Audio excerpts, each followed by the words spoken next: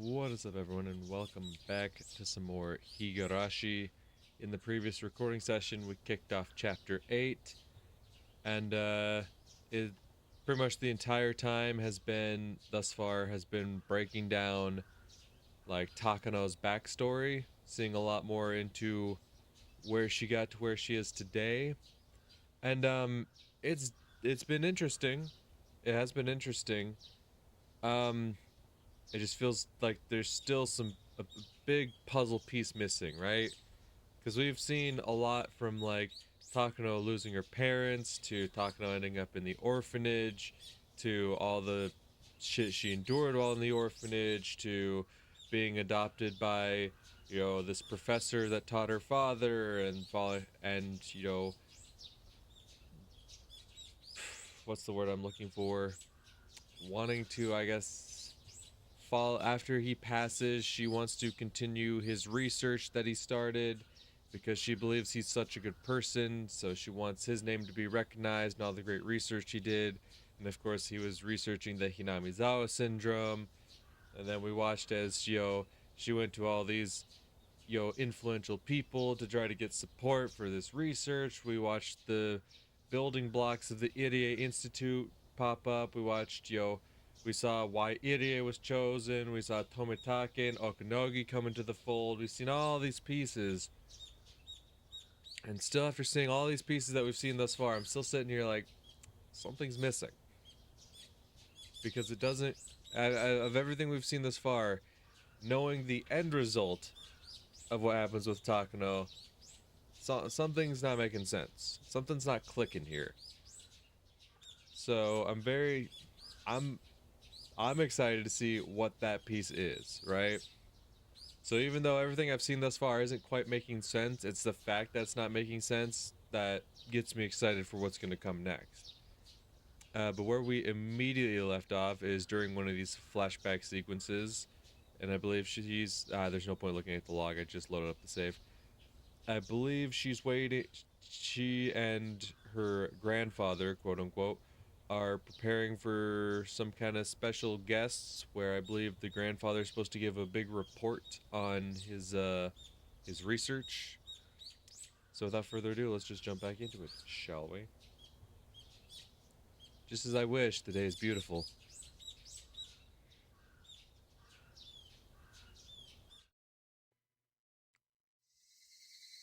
Evening. My grandfather, having dressed formally, paced around his study nervously. I'm also in a beautiful dress.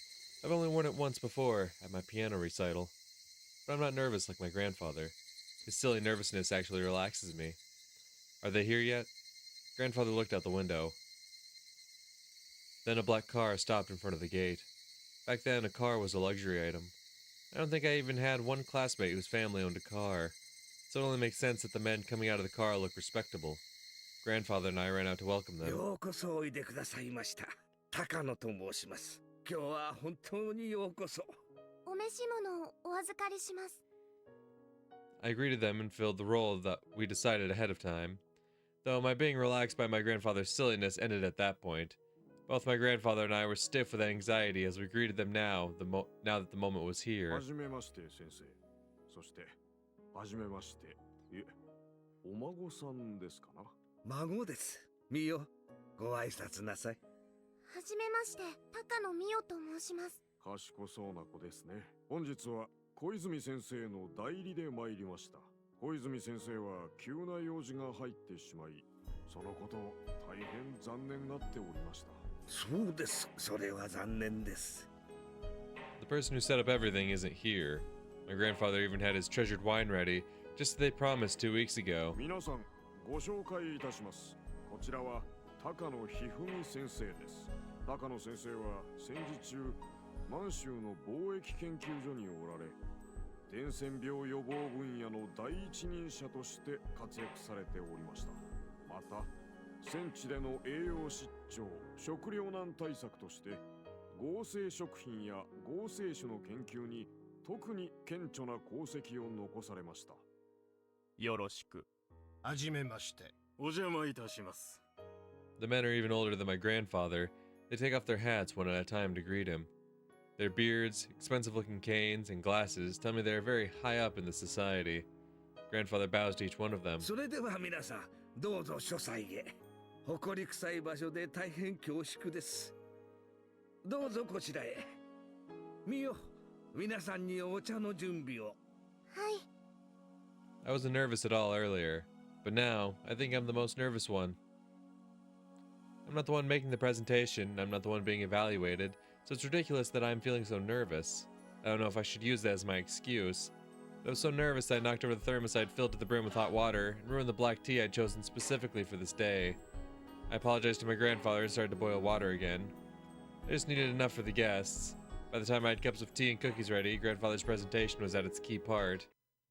血管もしくはリンパ管を破って脊髄へ侵入し、髄液を通って脳内に至るものと思われます。また死後の解剖結果、脳炎を起こしたものを複数件確認しています。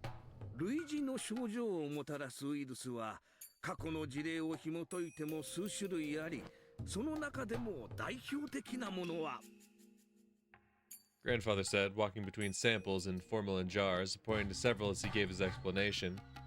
There are over 100 formalin jars in here with parts of brains in them. They were all very dusty, so I spent a few days cleaning them. I'm rather proud to see the sparkling jars all lined up like this. ただし、これらのウイルスが引き起こす症状は多岐にわたります。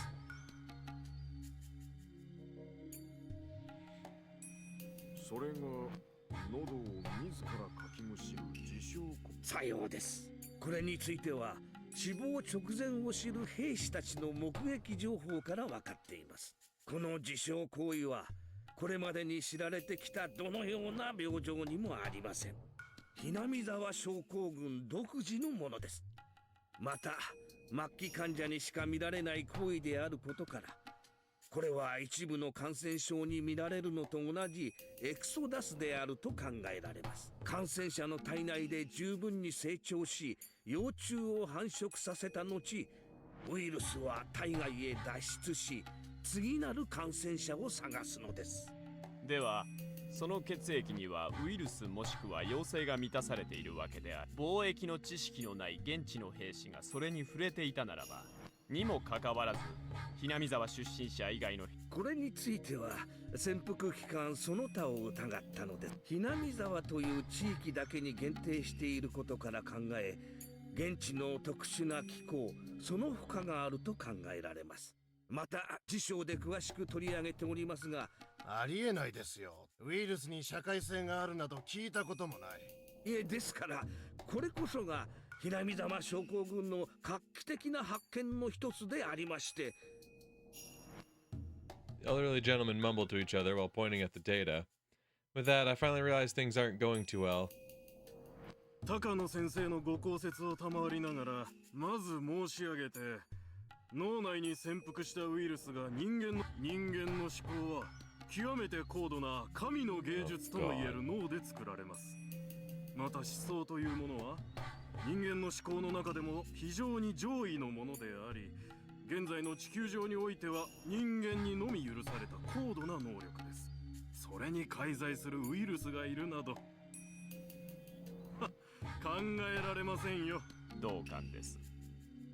思想とはつまり個より全体を優先した考え方とも言えます。つまり社会性を維持する最前提条件なわけですな。それが遺伝子を残すこと以上の欲求を持たないウイルスごときに宿るわけがない。生物学的にも言ってウイルス性の微細な生命体に社会性、新社会性が発見されたことは一度たりともありません。しかし脳内の生命。高野先生は一つ誤解をされていますな。ウイルスが宿主の行動を支配する原理は常に生殖繁殖のためという極めて原始的理念に基づくものだけです。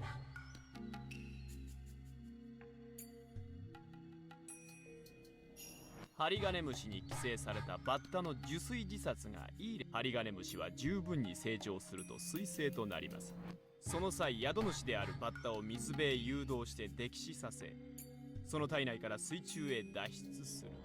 その通り。私はひなみ沢症候群における自殺的な喉のかきむしりもそれに当たる。そうです。全てのウイルスの目的は繁殖のため。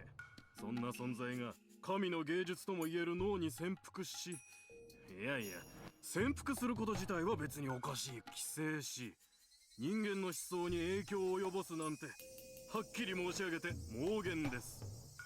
いや、危険思想と言ってもいい。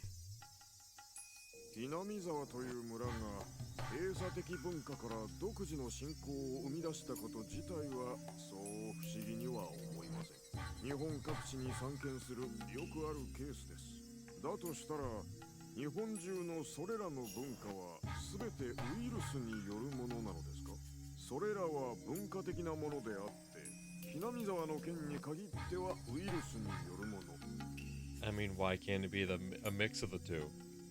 Why is it all or why is it like, oh, either this one or all, or is it all in this one?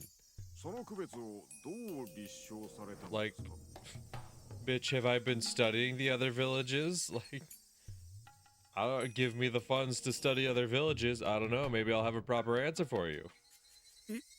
ですから現地で死亡したひなみ沢出身兵士。失礼だが信じるに足る臨床データだと語るには少々先生の収集されたケースはしかもご自身で言われた。いえ、ですから次の章で説明しますように、ひなみ沢症候群は喉をかきむしるという特徴的かつ異常な自傷行為が複数件あったならば、何かの共通性があるに違いないと疑われるのもユニークかとは思います。ですが、だからこそ当てにならないので、戦地という異常な状況下でたまたまレアなケースが重なっただけのことなんです。高野先生は重なった偶然を見てゲシュタルト的な構成主義にとらわれ、法則性を見つけたように錯覚してしまったのではないかと考えます。そうでないことを証明するにはひなみ沢症候群の感染者に対する膨大な臨床データが必要です。ですが倫理的に考えてこりゃ立証は不可能でしょう。出身者がたたりだと了解する行為はどちらかというと文化依存症候群の範疇です。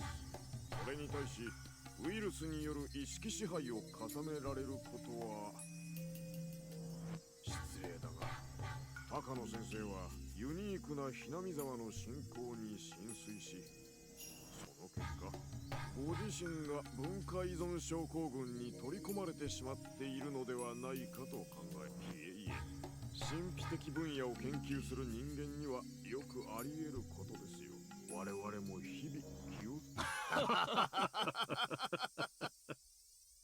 The more they talk, the paler my grandfather's face becomes.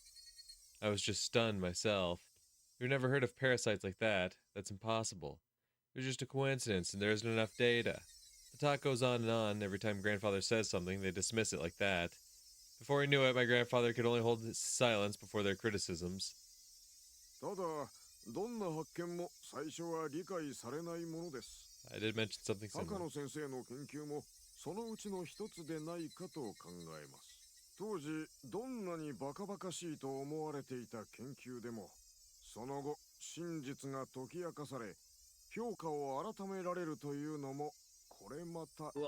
私は個人の研究家に過ぎず、一流、もちろん権威や研究ゆえに個人の研究ではこの程度のことまでしか調べら。果たしてひなみ沢症候群が真実なのか、それとも皆さんがおっしゃらそれを確かめるため。もちろんこれが世紀の大発見になるならば、何しろ人間の文化や思想は全てナノ単位の脳内生命体の意志によるもので、前頭葉は彼らを住まわせるだけの場所に過ぎないという。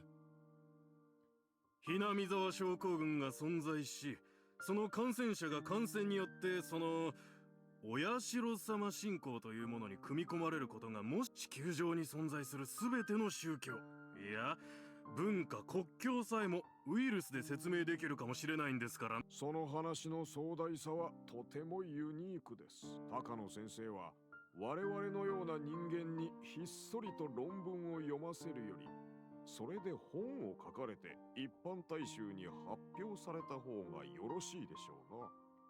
Grandfather looked at the ground, his fists trembling a little. But their words were far too cruel. I don't know anything about academics. I'm just a little girl. I don't know exactly what they're talking about, but Grandfather worked so hard by himself until today. But to prove his research and delve further into it, he needs sponsors. Yet those sponsors are casting him away, calling his research a delusion. That's outrageous. Like asking which came first, the chicken or the egg. Besides, if his research was at the level those cheeky men want to see, he wouldn't need their help. But they're saying they can't help him unless they see some results that are beyond the level of private research. In any field, doesn't research always start out with just a little idea? If you can prove its existence beforehand, then what's the point of researching it to begin with? If a wild idea can't be the subject of research, how did we gain any knowledge at all? But never mind that. When Mr. Koizumi came 2 weeks ago, didn't he say they were really interested in his research? What's going on?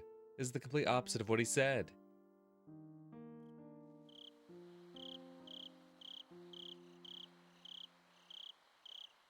はい、非常に興味深い研究だと思っており、脳はまだまだ未知の領域です。この高野氏の論文は非常にユニークです。特に優生学的見地からは無視できないものが感じられます。人は神の子などでは断じてない。人も進化の洗礼を受けた動物に過ぎません。ならばダーウィンに従い、各地の環境に応じて進化には差が、つまり人類にはすでに優劣があるのです。国家としていかに優秀な血統を守り、より良い遺伝子を未来に残せるか、これを国策として掲げ研究せねば、来世紀において人類は致命的な序列を与えられることになる。高野氏の研究は単なる感染症の域を超えるだけのポテンシャルを秘めていると言えるでしょうな。次世代に残すべきでない劣悪、もし遺伝子によるものでなく感染症によるものであると解明。結果、我が国は未来に素晴らしい人間を残すことができるでしょう。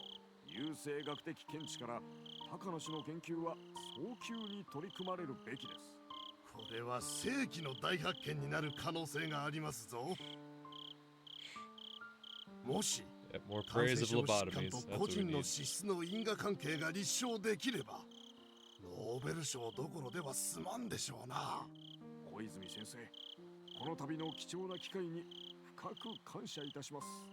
高野くんは昔から一途で熱心な男での。だが人付き合いが下手くそでな。ずっと一人で研究してきたのだ。だが一人でできる限界を迎え、ようやく人に助けを求めること。どうか先生方。恐れ多いですよ先生。むしろこの度のご縁にこちらが感謝したいくらいで。私どもとしてはもう協力させていただくことはむしろ学会での縄張り調整の方が今後の急務ですな。このようなユニークな研究を世界に先駆けて研究できるとは、この年になってこのような貴重な幸運に恵まれたのを感謝したいです。There was a knock on the door. The sliding door opened and the owner peeked 失 in. 礼いたします。お客様がお見えになっております。客？はて、どちら様ですかの？ The owner whispered into Koizumi's ear and his face turned pale all of a sudden. いや、私もお迎えに上がります。As Koizumi stood up, 2 pairs of footsteps reached the door. 先生、このようなところへお越し。小泉君、ご無沙汰だな。今日はちとどうしても君にしておきたい話。このようなところへ。はい、体温ある先生の話とあっては何でもおっしゃってください。 The old man known as Koizumi was not someone whose status could be taken lightly. Although he had retired, he was still powerful enough to wield great influence as a fixer. Except from his meek attitude, it was easy to figure out what kind of person this man must be. The old man held onto his bodyguard's shoulder as he walked. He had an expensive-looking cane in his other hand. He couldn't even walk on his own because of his old age, but his intense, commanding presence hadn't declined one bit. 単刀直入に言う。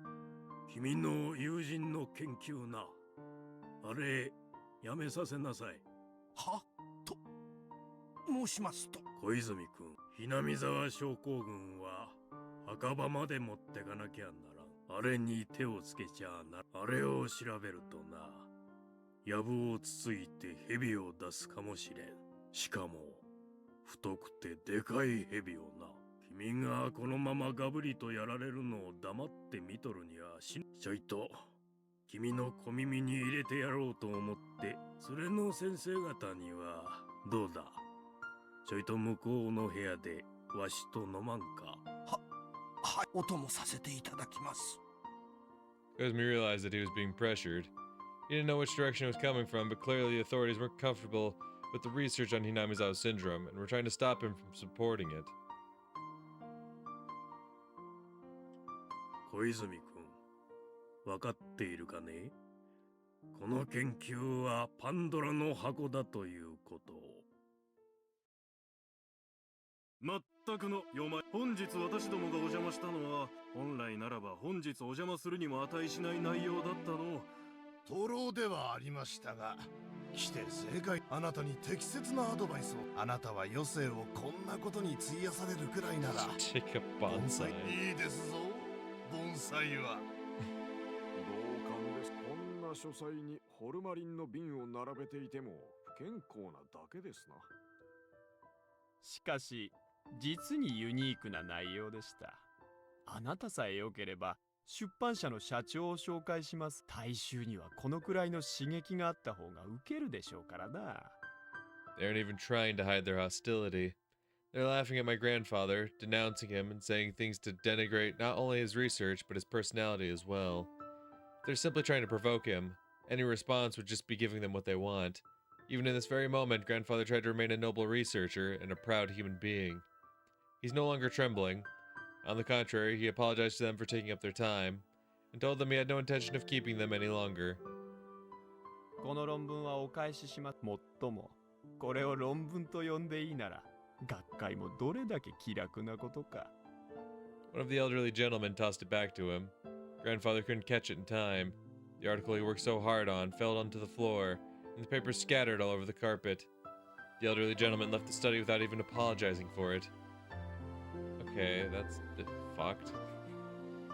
Like, goddamn, I get it. They're playing up this act to, like, really, tear the dude down, try to make him give up, because that's what the people on high fucking ordered of them. But, I mean, come on. Now you're just being a straight up fucking dick for no reason. Everyone else followed suit. As they left, they trod over my grandfather's article. God damn. Looked like grandfather's expression didn't change, but I could see it warping. I could see the wall of research grandfather bore crunching and warping sadly. I jumped. I grabbed onto the elderly gentleman's leg. I don't hate him. If I were asked if I hated him or not, the answer would be yes. That's not the point here. What I really can't stand is his foot stepping all over my grandfather's article.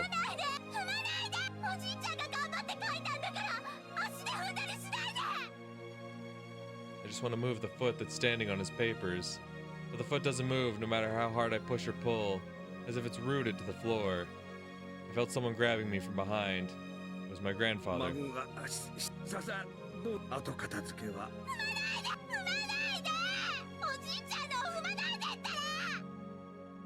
My screams don't mean a thing to them. They completely ignored my screams. They continued to step on the papers and left the study. Only my grandfather and I remain in there now. My grandfather's still grabbing the back of my collar. I don't have any words left to say, only cries. My grandfather's determined not to show any emotion.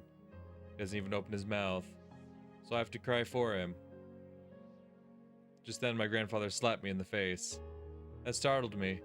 I'm crying for him, so why did he slap me? Then I understand. Grandfather's the one who wants to cry, but he's enduring, so I shouldn't cry either. I wiped my eyes, my runny nose, and I silently turned my eyes to the papers on the carpet, just like my grandfather. I don't understand why he's apologizing. Thought he was going to complain about their rudeness.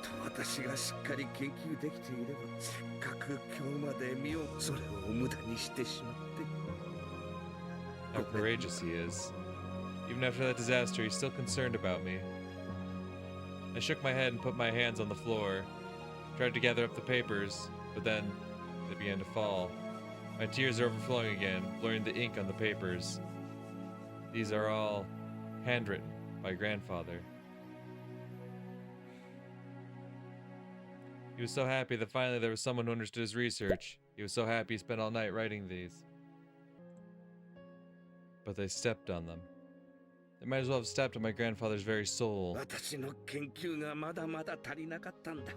もっともっと研究を重ねていたならごめんな。本当にごめんな。おじいちゃんはもっともっと研究を重ねるからな。これくらいのことじゃくじけないからな。I don't know if he's saying that to me or to himself. 大丈夫。神様は見ておられる。そして自分が評価されることを疑ってはならんのだ。いつか必ずきっと評価されるから、その日まで努力を怠ってはならんのだ。Grandfather says that all the time. But I know the truth. God only plays with people's fate. He doesn't save anyone out of goodwill. That's why he let this happen to my grandfather, even though he's worked so hard and so humbly until today. That's why he let such a horrible thing happen to me when I was still an innocent little girl. Grandfather keeps repeating himself, but I know the truth. God exists. The existence Grandfather believes in is real. There's no mercy to be found in God. He delivers unreasonable fates and makes us call it a challenge. I can't tell my grandfather that, of course. I ask God once more, like I did on the day of the thunderstorm. Why? Why can't you give my grandfather's effort and hard work the recognition it deserves? Grandfather told me that he'll gather up the papers, so I should put away the teacups. I nodded silently and put the teacups that hadn't even been touched onto the serving cart. As I pushed out of the study, Grandfather told me to close the door after I leave. I always close the door when I leave. He doesn't need to remind me.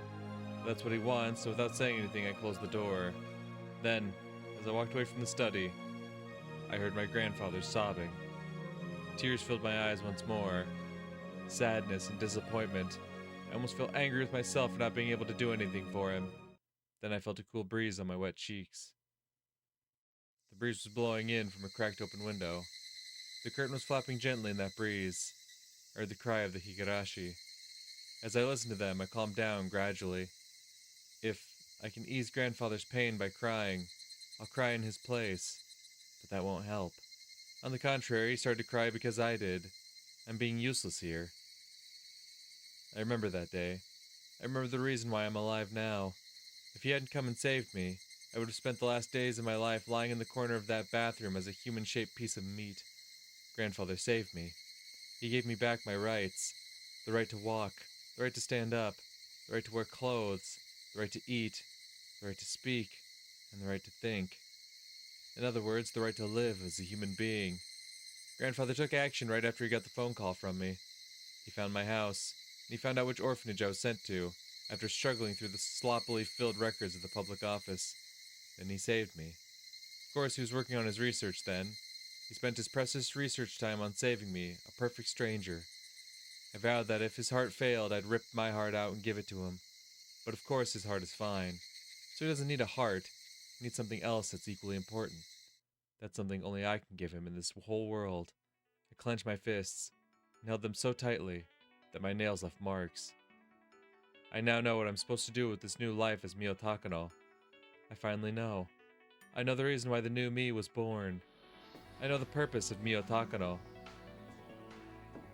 それは小さな胸に宿る大きな決意。人の命がもしも地球より重いなら、私の小さな決意は地球よりも重い。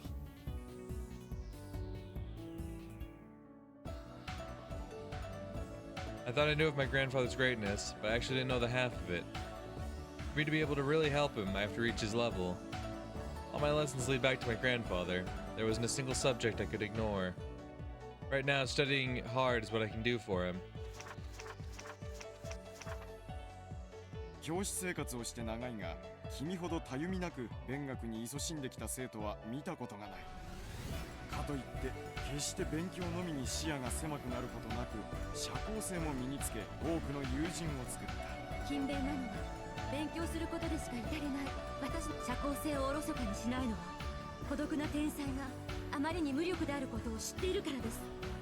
That's not enough. 私はまだまだ自分の望む姿に至れて大学に入るのは、私にとって単なる経何が学べるかなんです。 I'm not even close. I'm not even close to being able to help my grandfather. 先生は君を教え子に持てたことを誇りに思う。私立大でも国立大の医学部でも好きに選びなさい。今の君にとって倍率など何の意味もない。君にとって学ぶに値する学校であるかどうかだけが大事だ。願いを成就し望む未来を紡ぐ力、紡がれる糸の強さは意志の強さ。気高く強き願いは必ず現実となる。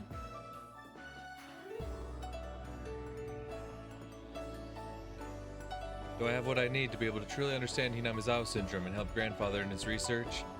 I don't need compromises or excuses. The heights I seek are lofty and precipitous. This isn't enough, not even close. My classmates are such idiots, acting as if they're winners in life just because they entered this school.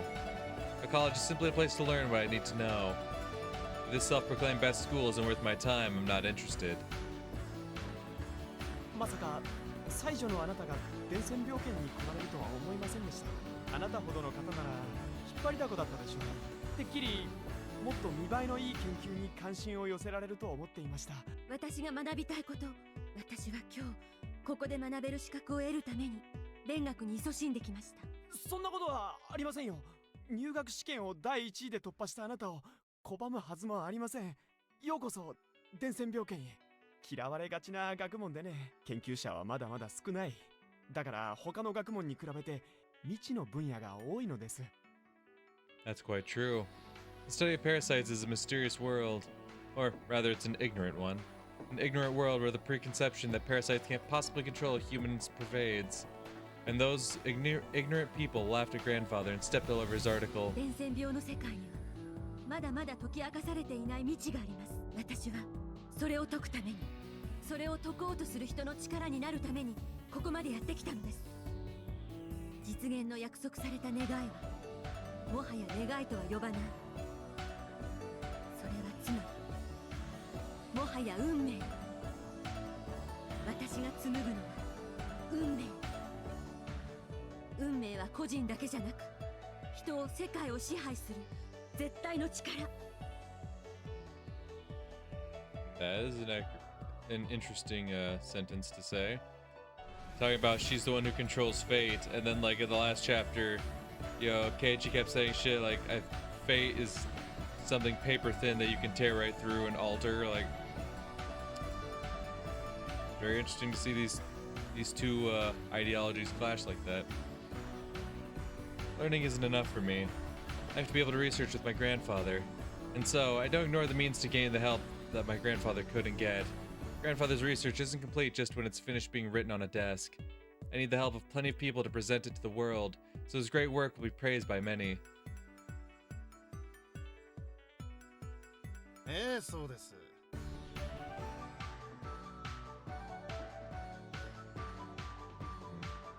当会は大学院の首席卒業生のみに入会資格を与えている。毎年7人の入会者のみしか認めておりませんので、一般的な同窓会組織と比べると小規模ですが、そのような会へお誘いいただき、私ごときでよろしければ。いえいえ、あなたほどの実績と経歴をお持ちの方をまっすぐ、先輩方もあなたを歓迎する。会の名簿には現役大臣、高級官僚、大企業、彼らはあなたを必要とし、あなたが必要とする協力を与えるでしょう。小泉先生はこの会におられたのですね。私の祖父の親友だった方がまさか。そうでしたか。きっと小泉先生もあなたの入会を歓迎されることでしょう。 An isolated genius is a useless one. People live in society. Society is made up of connections between people. Nobody can ignore that. I do my best as an individual, but to gain the power that can't be achieved as a mere individual, I have to rely on my connections in society. It's all for one purpose. My only wish is Mio Takano. Yes. Can't spare any effort. 私の絶対の意志が絶対の未来を紡ぎ出す。 Certain, huh? Really working with certainty, aren't you? 誰にも邪魔できない。誰にも覆せない。サイコロの1なんて認めない。けなげな努力が偶然の事故だけで打ち消されるなんて認めない。全てのサイコロを6にしてやる。サイコロを神になんか委ねない。神に祈るのは自らに努力を尽くさない愚か者のすることだ。 I mean, yeah. That is kind of like the attitude I wanted to see, you know, out of Rika at the beginning of the last chapter, right? Where, like, when she started hitting hardship, she's like, oh, well, I guess that is what it is. She's like, no, I'm going to fucking get my outcome, alright? I'm not just going to let someone else roll the dice. I'm going to fucking get the outcome I want. 私は神などに委ねない。全ての結果は私が紡ぎ出す。私の強固な意志が神にさえ介在できない絶対の未来を作り出す。それは祖父が教えてくれた神になる方法とは違う。それは生きながらにして神に至る方法。それに気づいた時、私はようやく解放される。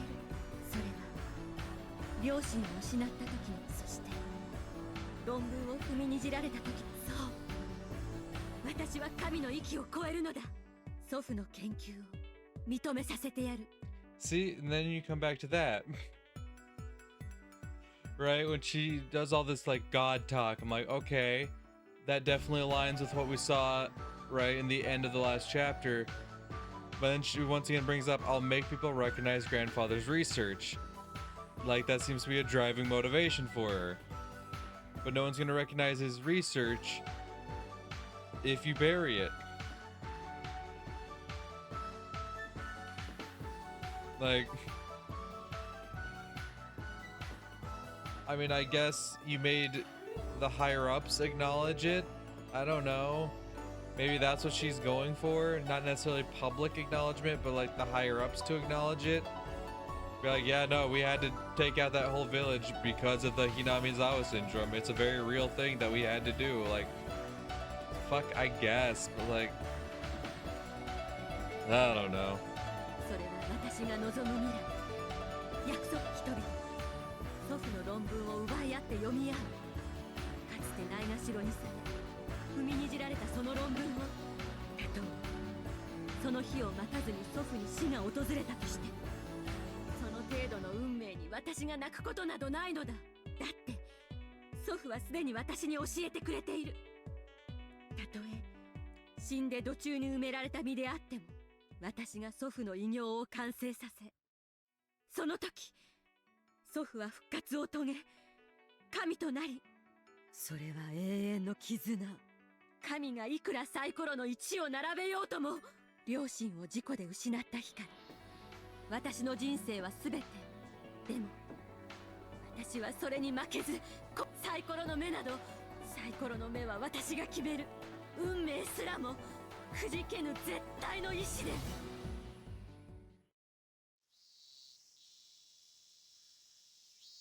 Okay.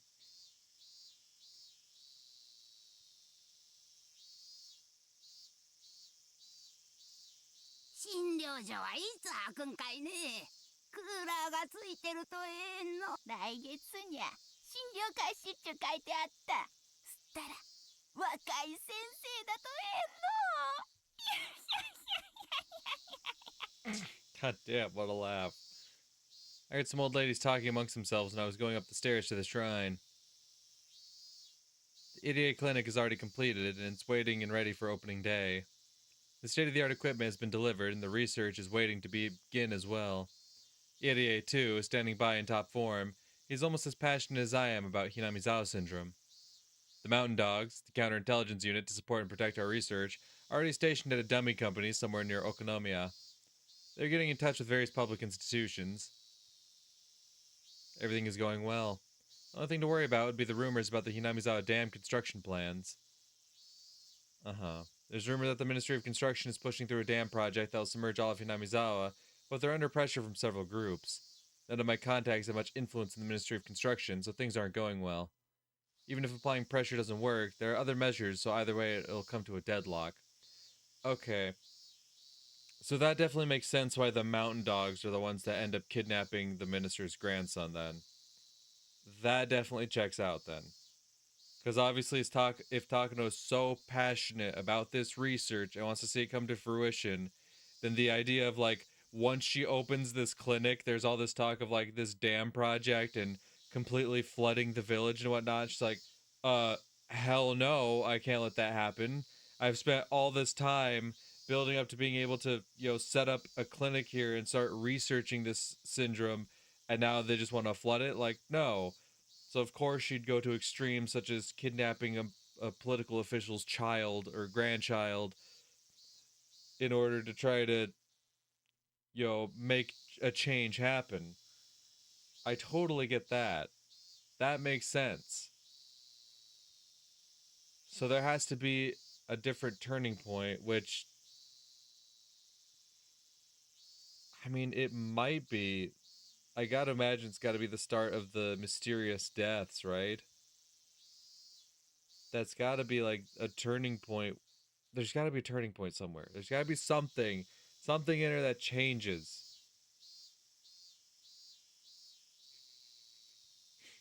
Because as far as I can tell, now we're right back up to like what, 1978 or 79, right? Because if 83 is the fifth one, then 79 would be the first one. 79, 80, 1, 2, 3, yeah. So what? We're right back up to 1979, and even from what I can tell, right here at 1979, as the clinic's getting ready to open, she's still incredibly passionate about making sure her grandfather's research is seen by the world and accepted, and that he's properly vindicated and all this, which I don't see how that aligns with what she does in 83.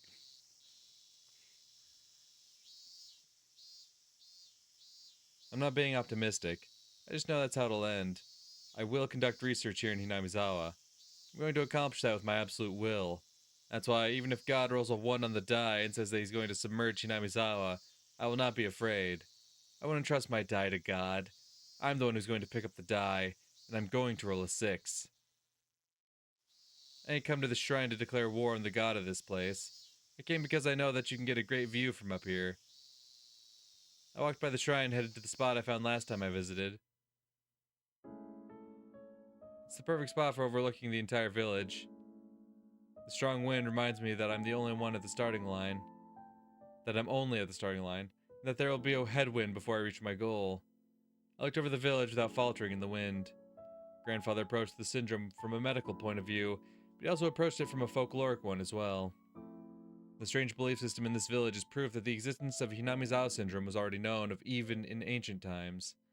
So it'll be extremely useful to research their history too. My grandfather hadn't been doing research for hundreds of years, of course, but this place has been here for hundreds of years, and they've been living with Hinamizawa syndrome for that long. Therefore, the beliefs created in this place or the legend itself can be considered the foremost researchers. It's simply stupid to just call them folktales or nonsense. I've been researching them slowly, but they are indeed very interesting. No wonder grandfather was intrigued by them. Hinamizawa syndrome has many fascinating sides to it. It's just like a kaleidoscope, showing infinite light with ever a slight change in an angle. It's so much fun to trace grandfather's research. Finding the same results as my grandfather reminds me that I am indeed following in his footsteps, which makes me very happy. This shrine is dedicated to Yashiro-sama, the garden deity of the village. But this god the villagers worship is simply a delusion that was created by the parasites. When I solve their secret and announce it to the world, the god of this place will be no more. That's the moment I will take revenge on the one who put me through misery and tested my fate. That's it, isn't it? This isn't just about making my grandfather's dreams come true. It's also about getting revenge for my miserable life. I went back to the front of the shrine. There's an offertory box there, and I'm tempted to throw in some coins. But you normally offer coins to ask for mercy. I don't trust my fate to God, so I don't need to give an offering. I'm going to unmask him. But until then, Oyashiro-sama is a god. Okay, in that case, I'll show respect for now. As a declaration of war, I pulled out a 10 yen coin from my wallet. The 10 yen coin I found in the telephone booth changed my life. If I hadn't been there, my life would have ended then. あの1枚の10円玉に関してだけはあなたに感謝するわ。 I'm not grateful to the god of this shrine, though. でもね、あの程度で、そして私はあなたのご利益なんか期待せず、今後あなたがどんな理不尽な運命を与えようとも、そんなものにはびくともしない。私は私の理想を勝ち取ってみせる。 My grandfather will be praised and become a god because of the research I'll do in this place. And that's that's the thing. She keeps going back to my grandfather will be praised. Except he won't be. Because that's the thing. She's like, yeah, no. Because if she does whatever she does to help fight against the dam project, how in the fuck is that any different?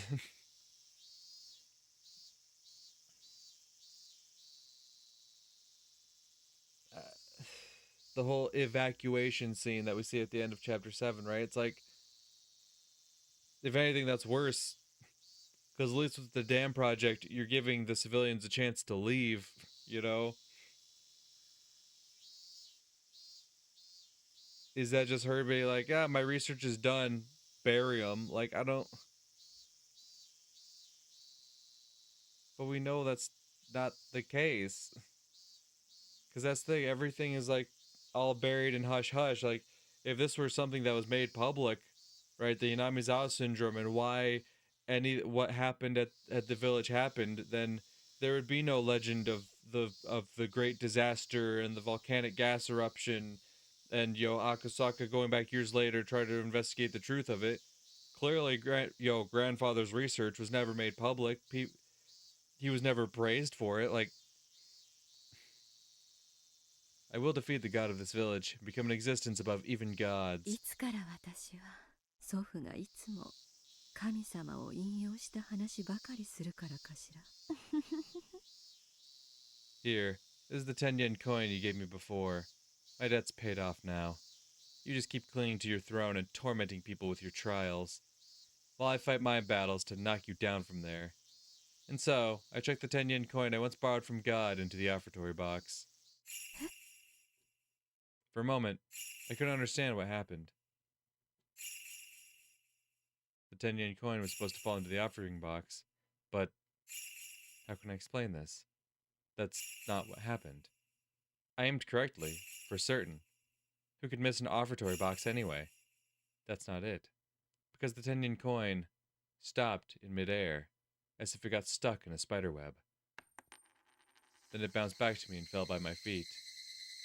It was as though the offertory box had refused the coin. Of course, an offertory box is to respect God. What I did was challenge him. That means this is... I jumped. Because I thought I was the only one here. Anyone would jump when finding there's someone else standing there unexpectedly. Rika? Oh. Interesting. How long has she been there? It's like she came out from the shrine. A mysterious girl is standing on the other side of the offering box.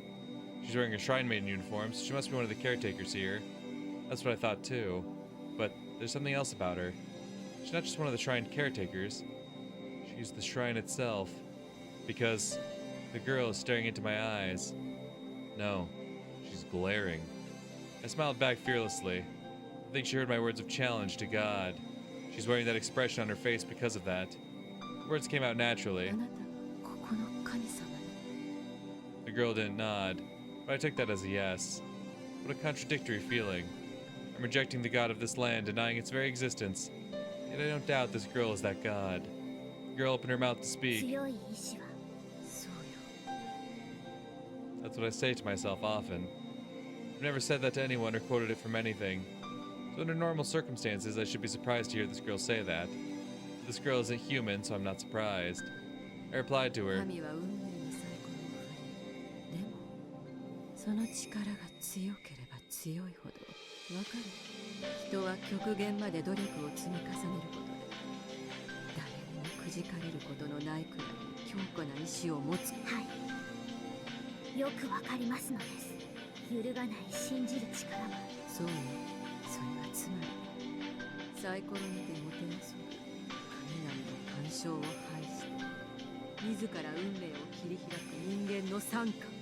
どんな不運にも耐え努力で獲得した私の神々しさを知りなさい。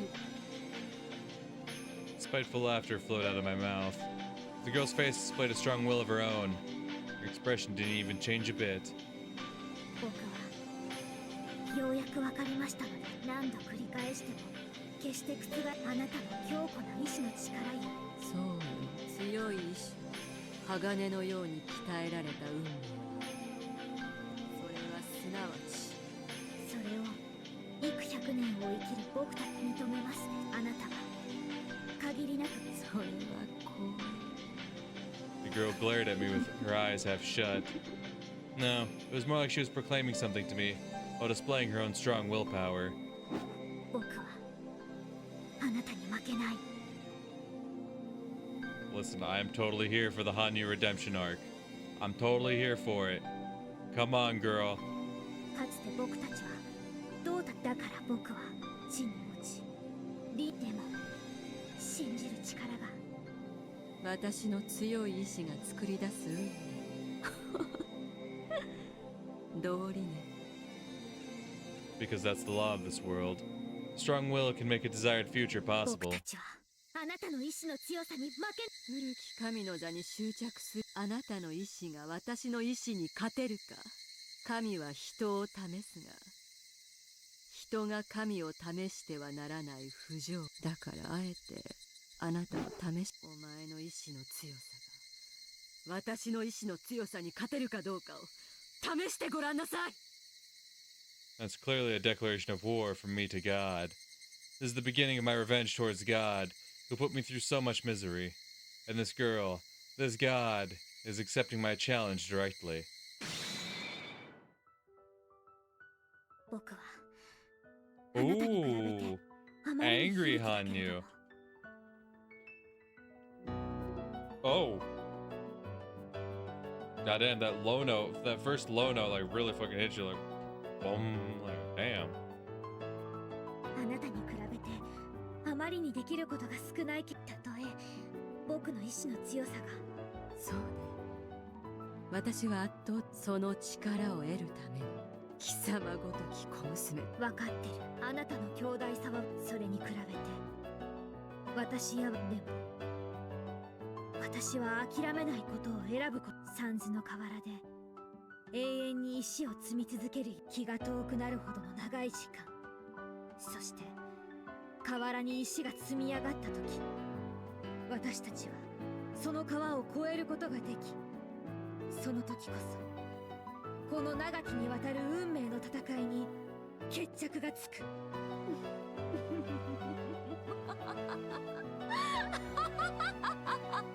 Damn. I'm kind of here for Hanyu locking in like that. We're so used to, like, the cutesy fucking talking that when she, like, locks in and talks serious, it's like, nah, I'm seated. I'm listening. ならば Pop off, Queen. かかっておいでなさい。どちらの思いが強かった方が未来を作る。強かった方の望んだ未来が訪れる。私はその未来では祖父の偉業は称えられ神となり、かつて私を不幸にて試すような真似をした神に対して復讐をする。 Except, no. As a matter of fact, that's not in your future, though. Your grandfather's work isn't praised, and he's not the one who becomes a god. So, stupid little god. I'll show you. 貴様を神の座から引きずり下ろしてやる。かかってこい、この Oh. I can tell the song restarted. That low note hit again. Dun. Okay, okay. Yeah, that's what I'm saying. Like, now things are really starting. No, I'm here for it. This is the true, like, final fight. Damn.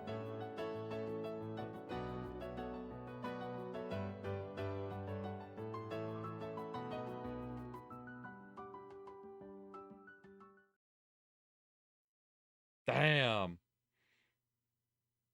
Yeah, the achievement just popped up, finishing the prologue. Damn, okay, no, like, I'm sad. I'm here for it.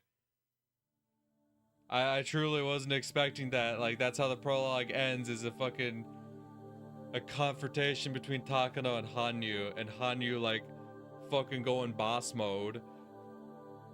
Like, the fact that Takano just casually tosses a coin into the box, just, like, fucking slaps that shit away, like, nah. Nah. I ain't gonna let you just do what you want. Step up, bitch. Let's do this. Like, okay. I still feel like I'm missing pieces to Takano's puzzle here, but like, okay, I'm here for the showdown. Welcome. Welcome to the world of Higurashi Chapter 8, Matsuribayashi. In this world, you'll be able to recreate the story from Hanyu's point of view. Ooh. Your objective is to create the June 1983 ideal to you. You'll need to collect many different fragments to make that possible. However, Takano's conviction is very strong. To overturn it, you'll need a lot of effort and a lot of fragments. I'll warn you right now, it'll be a slow and painful process. Hanyu went through it for over 100 years, and she even had to stop and give in to fate. Defeating Takano's conviction will not be easy. The trial this world will put you through as much pain as Hanyu had to endure. You may surrender, just like Hanyu did, after being emotionally worn down by the constant repetition of the worlds woven by countless fragments. When you feel like surrendering, you can end this game at any time. But if you do, the worlds revolving around your friend's fate will be limited to Unakakshi through Minagarashi. By forgetting about this world and uninstalling this product, you will finally accept death. Just like Rika did. Your ideal June 1983 can be created by putting together 50 fragments that are scattered all over this world. 50? Like, for one, you're making this sound like a goddamn roguelike. Like, you gotta keep repeating until you collect all 50 fragments, and only then can you challenge the final boss. Like, 50. That's crazy. Because up to this point, we've only really seen 6 of them. Right, there have been 7 chapters, but chapter 4, it just kind of provided a bit of backstory. It wasn't really a different loop, right? It wasn't a different fragment, really. So thus far, we've only seen 6 fragments. You telling me I gotta go through 44 more? That's nuts. Am I gonna have to watch the club die 44 more times? Is that what you're telling me? Is that what this chapter's gonna be? Because if so, that's fucked. To connect these fragments together, you'll need the right ones. There are 50 of them, which may be dizzying. However, this world isn't that merciless. To ease your pain, there'll be a little help for you. When you choose the wrong pieces, your only ally here will give you a sign that it's not yet time to put those fragments together. As long as the sign remains, you won't be able to connect them. You might as well go look for different ones. After you put other fragments together, you might be able to connect the ones you couldn't put together earlier. When that happens, she'll let you know. Let's put those fragments together. Then you'll be able to join the other ones too. When you connect all 50, they'll become one big fragment. There, you'll find your ideal June 1983. That's when the long-awaited Matsuribayashi will begin. Before you peek at each fragment, why don't you line up all 50 of them first? Most of them require other fragments, so there are only a few you can actually look at. Let's try to find those first. To see the conditions for connecting fragments, just point the cursor at them. Before anything else, let's find the ones you can look at without any conditions. This will be an extremely long and difficult trial. Let me tell you again, Hanyu challenged this for over 100 years and gave up on it. If you believe in miracles in the same way your friends do, even if you don't live in the world where they live, if you believe in them, of course I believe in the club. Welcome. Welcome to the world of Higurashi Chapter 8, Matsuribayashi. In this world, you'll be tested to see if you believe in the world that Rika and the others believed in. A miracle only happens when everyone combines their strength. The June 1983 created by Takano is nearly indomitable. She's gathered many people whose powers are beyond the average person to her side, her backers being at the center of national authority. Even if 100 dice are all rolled ones, there wouldn't even be a chance to defeat her. In other words, a miracle is the only way forward. Okay.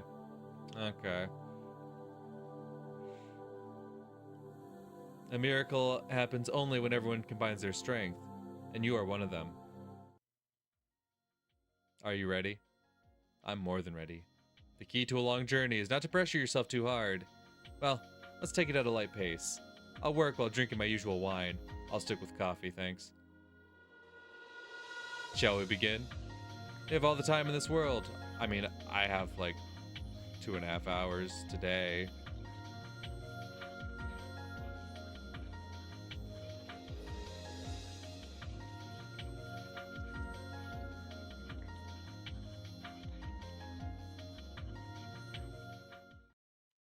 You have obtained new fragments.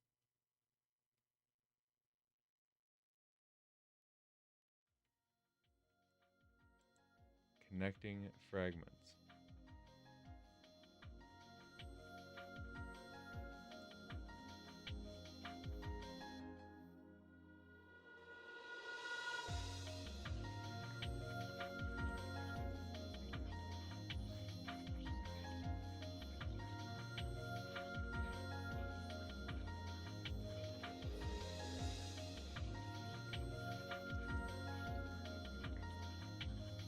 The revenge of Takano is required. Keiichi changing schools is required. Fragment from the Onakachi chapter is required. Keyboard must be set up. A fragment from Higurashi. 7 fragments. Yeah, a fragment of Matsuribayashi. Fragment from the Higurashi chapter is required. Okay, wow.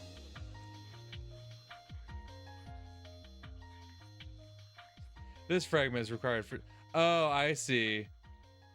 They said there'll be like a sign, and like, yeah, that's where Hanyu pops up. That's actually kind of cute. Blank is required. This is required. This is required. This is required. This is required. This is required. This is required. Okay, so you're like laying out all the pieces for me. But I have to go in order of the proper... Okay, this one says this fragment is required first.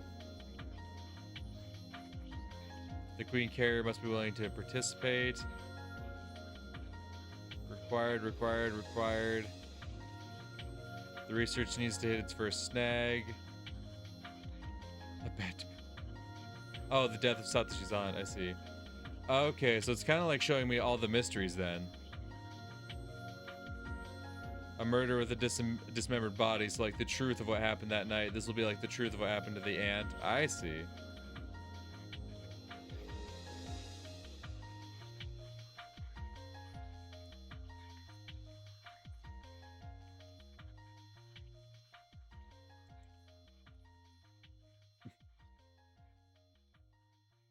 So there's a lot of ones that say they're required first.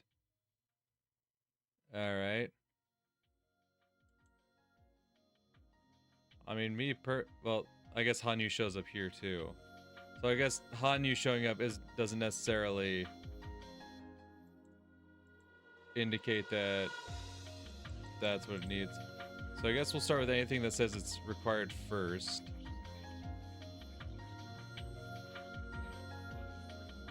The queen must be willing to participate. Required, required, required, required.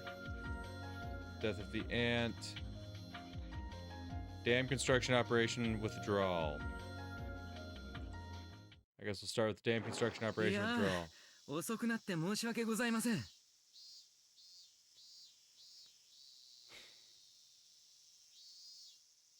Should I like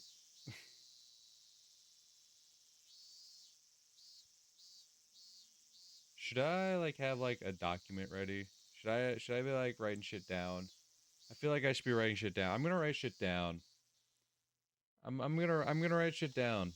You know what? I'm gonna write shit down. Just so if nothing else, I can keep track of what ones I've done. If nothing else, but also just kind of keep track of what kind of information we learned from each one.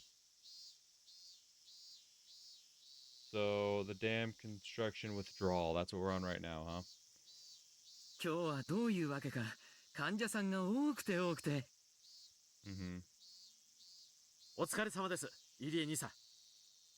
Tomitake stood up suddenly and saluted when he saw Idiot come into the room. ああ、そのニサというのはどうかやめてください。私は医者です。どうもその軍隊的な階級には馴染めません。せめて所長でお願いします。了解しました、入江所長。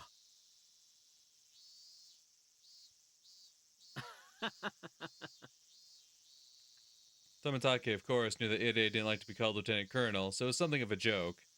They laughed casually together. On the other hand, Takano looked rather fed up with it. She couldn't stand hearing the same joke over and over, and was even thinking about talking to Tomitake about it.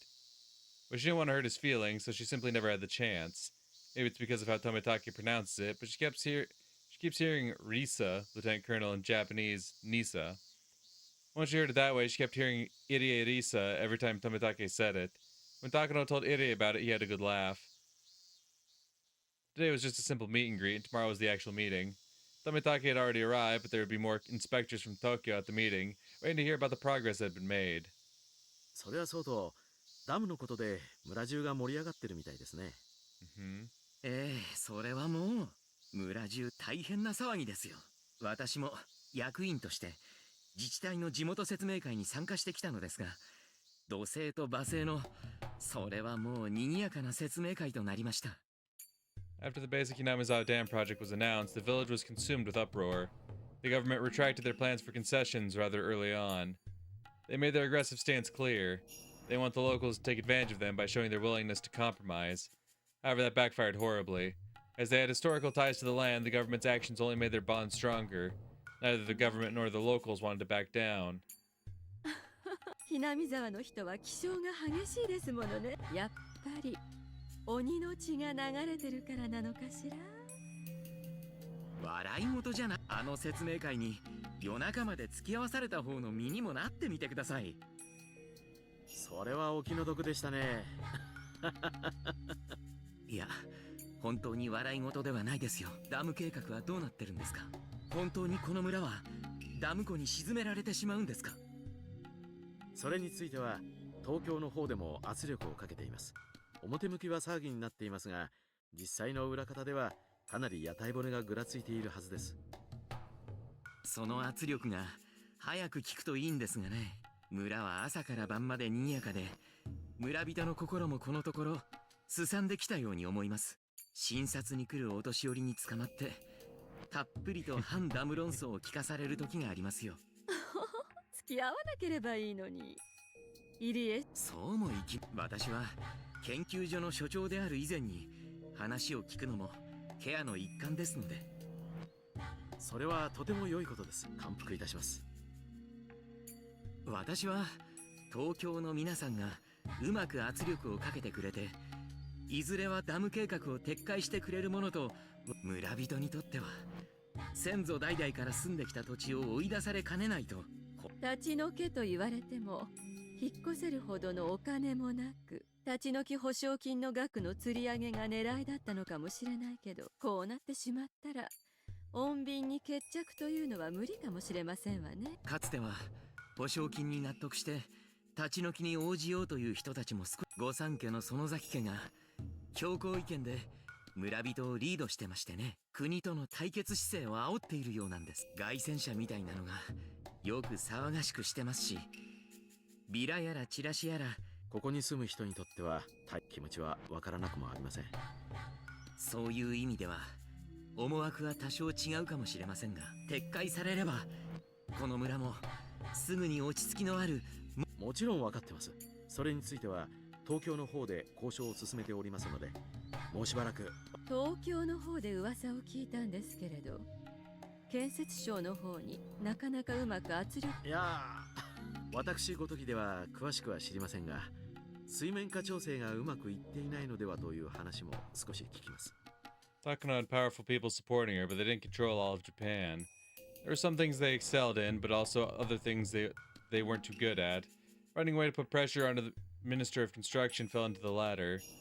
冗談抜きでダムができますからここを立ち退いてくださいなんて話には本当にならないんですわよね。もちろんです。それだけは絶対に問題ありません。時間がかかっているだけですので、皆さんはどうかそこは任せて、穏便に済ませることができない場合は最終的な荒領事も辞さないことで意見はまとまっておりますので。荒領事とは何ですか？ Don't worry about it. 富武さん。そこは我々の領域です。Yeah, exactly. You don't need to worry about 気に that. されなくてどうかお任せください。そうです。わかりました。よろしくお願いいたします。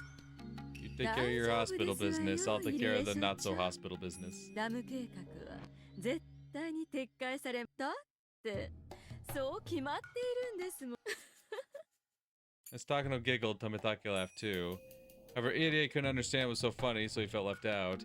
Irie only stood the meaning of those drastic measures when he examined a young boy he had never seen in the village before.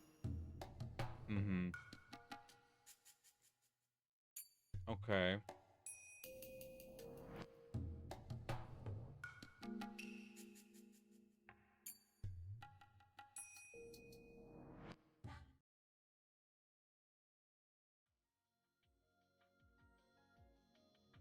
Okay, it's outlined that I did that one. It's like, yes, you did this one. Okay. And this is page 2, 8 per page. So that would be... That's number 9. Okay. Number 9 was dam construction withdrawal.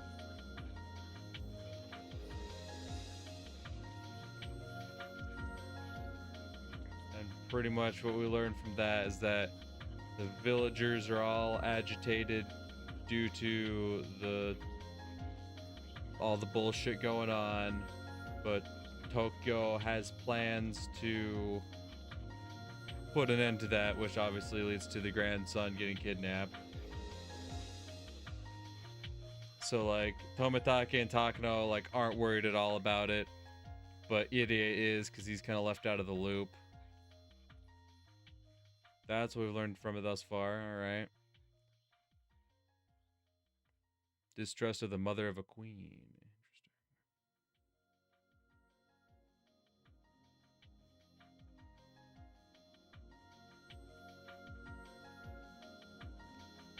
Okay, so this one says repetitive apologies are required. Is that just like the name of one of these? So I can look at it and be like, oh yeah, I've done that one. 'Cause there's the accident at Shirikawa Park.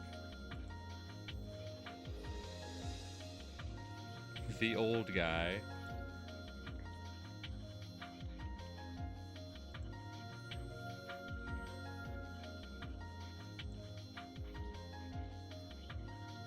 Oh, an invitation to the end, huh?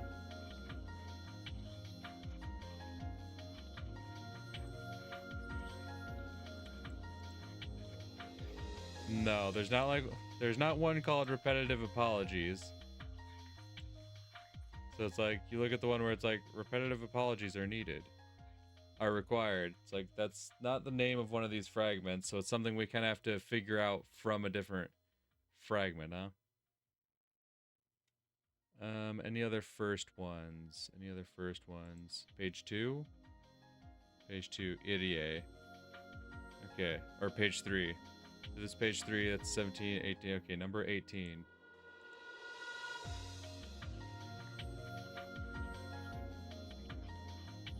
Number 18 is Irie. Tell me about Irie. Break it down for me. I just realized I can't actually see my timer, so I know where I'm at. There we go. Group physical exams are very meaningful for our research. Although it's only for certain age groups, we can examine many of the Hinami-san residents at the same time. It's a perfect cover for our research center. Also, because of several arrangements, we have a monopoly on the villagers' corpses and can perform autopsies on them too. There certainly wasn't an environment this rich in opportunity for those in the medical field. Our follow-up on the work of the late Dr. Takano is going smoothly. The amount of data he compiled is absolutely astounding. He truly was an incredible researcher. 失礼します。ああ、高野さん、お疲れ様です。先ほど東京から残りの検査結果が郵送されてきました。I just have more of a curiosity. No. No. No. None of those other nurses' outfits even come close. No. It's crazy because, like, looking at, the OG art style, at least from my perspective, I wouldn't expect anything to look like like attractive in that art style, you know what I'm saying? But then you see Takano in the nurse outfit, like, and obviously they're not going for that in these other outfits. They just look like normal ass nurse outfits, as you can tell by the long length of the outfits. But like, okay, Ryukishi, I see you, dog. You knew what you were cooking with this one. God damn. It's just you spend enough time away from Nurse Takano that when she shows back up on screen, it's just you gotta stop and admire. I know she's kind of the enemy right now, but like, I just gotta stop and admire, alright? こちらに置きますわね。ありがとうございます。いよいよ面白くなってきましたね。この面白さを共有できてとても嬉しいですわ。Takano-san is my assistant, who was sent from the self-defense force. But she's far from the image I have of an SDF officer. Yeah, no, she's a lot more attractive than you'd expect. Just like our research is being concealed, maybe her identity is concealed too. I'm sure her name is an alias as well. I mean, barely. I'm just a doctor and a researcher. Without Takano-san's support, it would be impossible for me to manage this institution. She's a pipeline to her clients in Tokyo, my assistant, as well as a researcher who is an expert on Hinamizawa syndrome. Her existence is absolutely necessary here. The more I think about it, the more I feel this should have been the Takano Institute rather than the Iria Institute, and she should have been the director. But that was explained to me when they asked me to take this position. My client wanted a civilian to manage this place. They searched for a person who met their requirements, and there I was. I became the director. I have a feeling I'm just a puppet on their strings. I don't just sit here and do nothing. I was asked to research a rare disease. I'm a researcher, so of course I'm excited about that. My client's goals might be different, but I'm here out of the desire to unravel the mysteries of Hinamizawa syndrome, and be the first person to uncover a new mystery for mankind. 南沢症候群という寄生虫感染症がほぼ間違いなく存在するという浮かし彫りの情報はいくらでも集まるのに原因となる病原体が発見できないのはそうですわね。電子顕微鏡を使えばあっさりと見つかるだろうという期待も少しはしていたもので。Viruses are too small to see with a regular microscope, so the invention of the electron microscope was a dramatic advancement in the world of medicine. However, it's very expensive, and there's no way for a normal doctor to acquire one. The late Dr. Takano said an electron microscope could find the cause of the disease, but it seems his theory has been proven wrong. Even Takano-san was hoping an electron microscope would find it. She was disappointed when she didn't uncover anything after all the autopsies she performed. Our research seems to be having its first snag. The first snag! Has actually stalled our work for several weeks now. So we need to think about where we go from と here. なると極小の極小なのかあるいは検体そのものに問題があるのかもしれませんと申しますと例えばですが野生のネズミの体に多数のノミが寄生していることはご存知と思いますですがネズミの死体を調べたところでノミを見つけることはできません宿主が死んだ時点で寄生虫であるノミの生活基盤も崩壊するからです宿主が死ねば寄生虫にとってそれそうです滅びた後の地球を調べても人類を見つけることができないのと同じですということは滅ぶ前の地球を調べればよいそうですねただ滅ぶ前の地球には人権があります生きているうちに調べることは難しいでしょう Examining a living human's brain, no matter how you sugarcoated it, that bore a very grave meaning. From a medical standpoint, it's necessary, but we have rules and morals in this world, and we have to advance medicine within such boundaries. There was a time when I was studying lobotomies for the betterment of mankind. I don't think I was wrong. However, could I ever be forgiven under our ideas of ethics? I don't know. One day my judgment will be handed down by the devil. Whether I'm guilty or not, I have to accept it. As I reflected upon my past, I heard a voice. It was Takano-san's.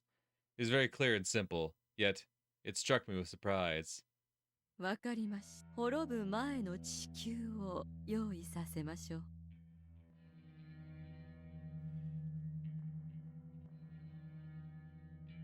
Oh.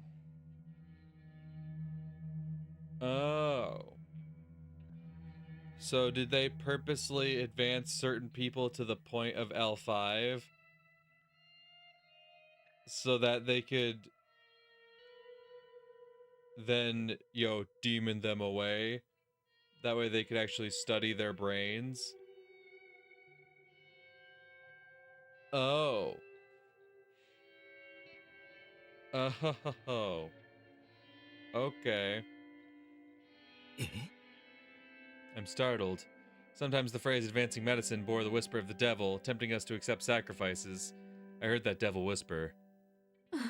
そんなに難しいことでは南沢の住民ですでに重篤の状態で死内病しかしいくら余命いくばくとはいえ自らの体を生きているうちに検体に差し出される勇気のある方がいらっしゃるでしょうか。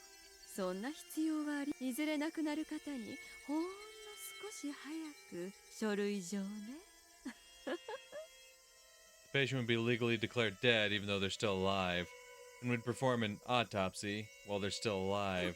無理です。第一頭蓋を切開するような大手術となれば絶対に痕跡は残ります。遺体を遺族の方が見られたら不審に。そういうところをな山犬に支給条件を満たす患者が存在しないか。先生はお皿の前でナイフとフォークをすぐに料理をお持ちいたします。Takano-san is my partner, there's no question about that. But I just can't trust her. It's her extremities as a researcher which contrast largely with mine. But are we so different? I'm here simply waiting with a knife and fork in my hands, just as she told me to. I just don't want to witness such a gruesome scene, that's all. What she's preparing for me now is exactly what I want. Who's the hypocrite? Not her. It's me. How can I say I'm different, knowing what I've done in the past? I perform lobotomies without the patient's consent, despite it being surgery that might affect their life forever. How is that different from what she's doing? I've never doubted my past achievements. However, when I look at her, I start to feel unease. Takano-san is talking to Okanogi-san on the intercom in my office. I'm sure she's telling him to come over so she can explain to him what was just discussed. I'm simply watching without stopping her. I begin to reflect upon my past, to remember why I choose to become a doctor. Okay, interesting. All right.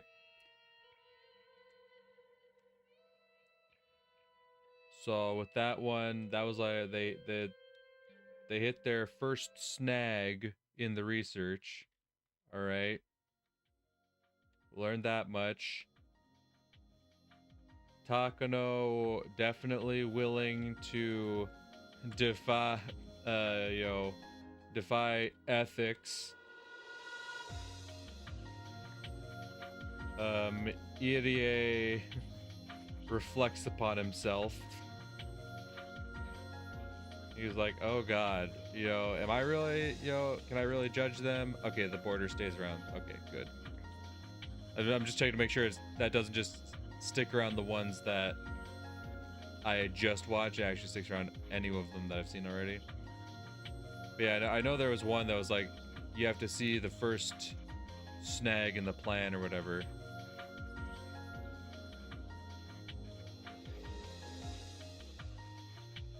A live specimen for research is required. A tragedy at the dam construction site is required. So honestly, like 18, right. That is something I should add is that the first snag was that live specimen required. That was part of the snag in the plan.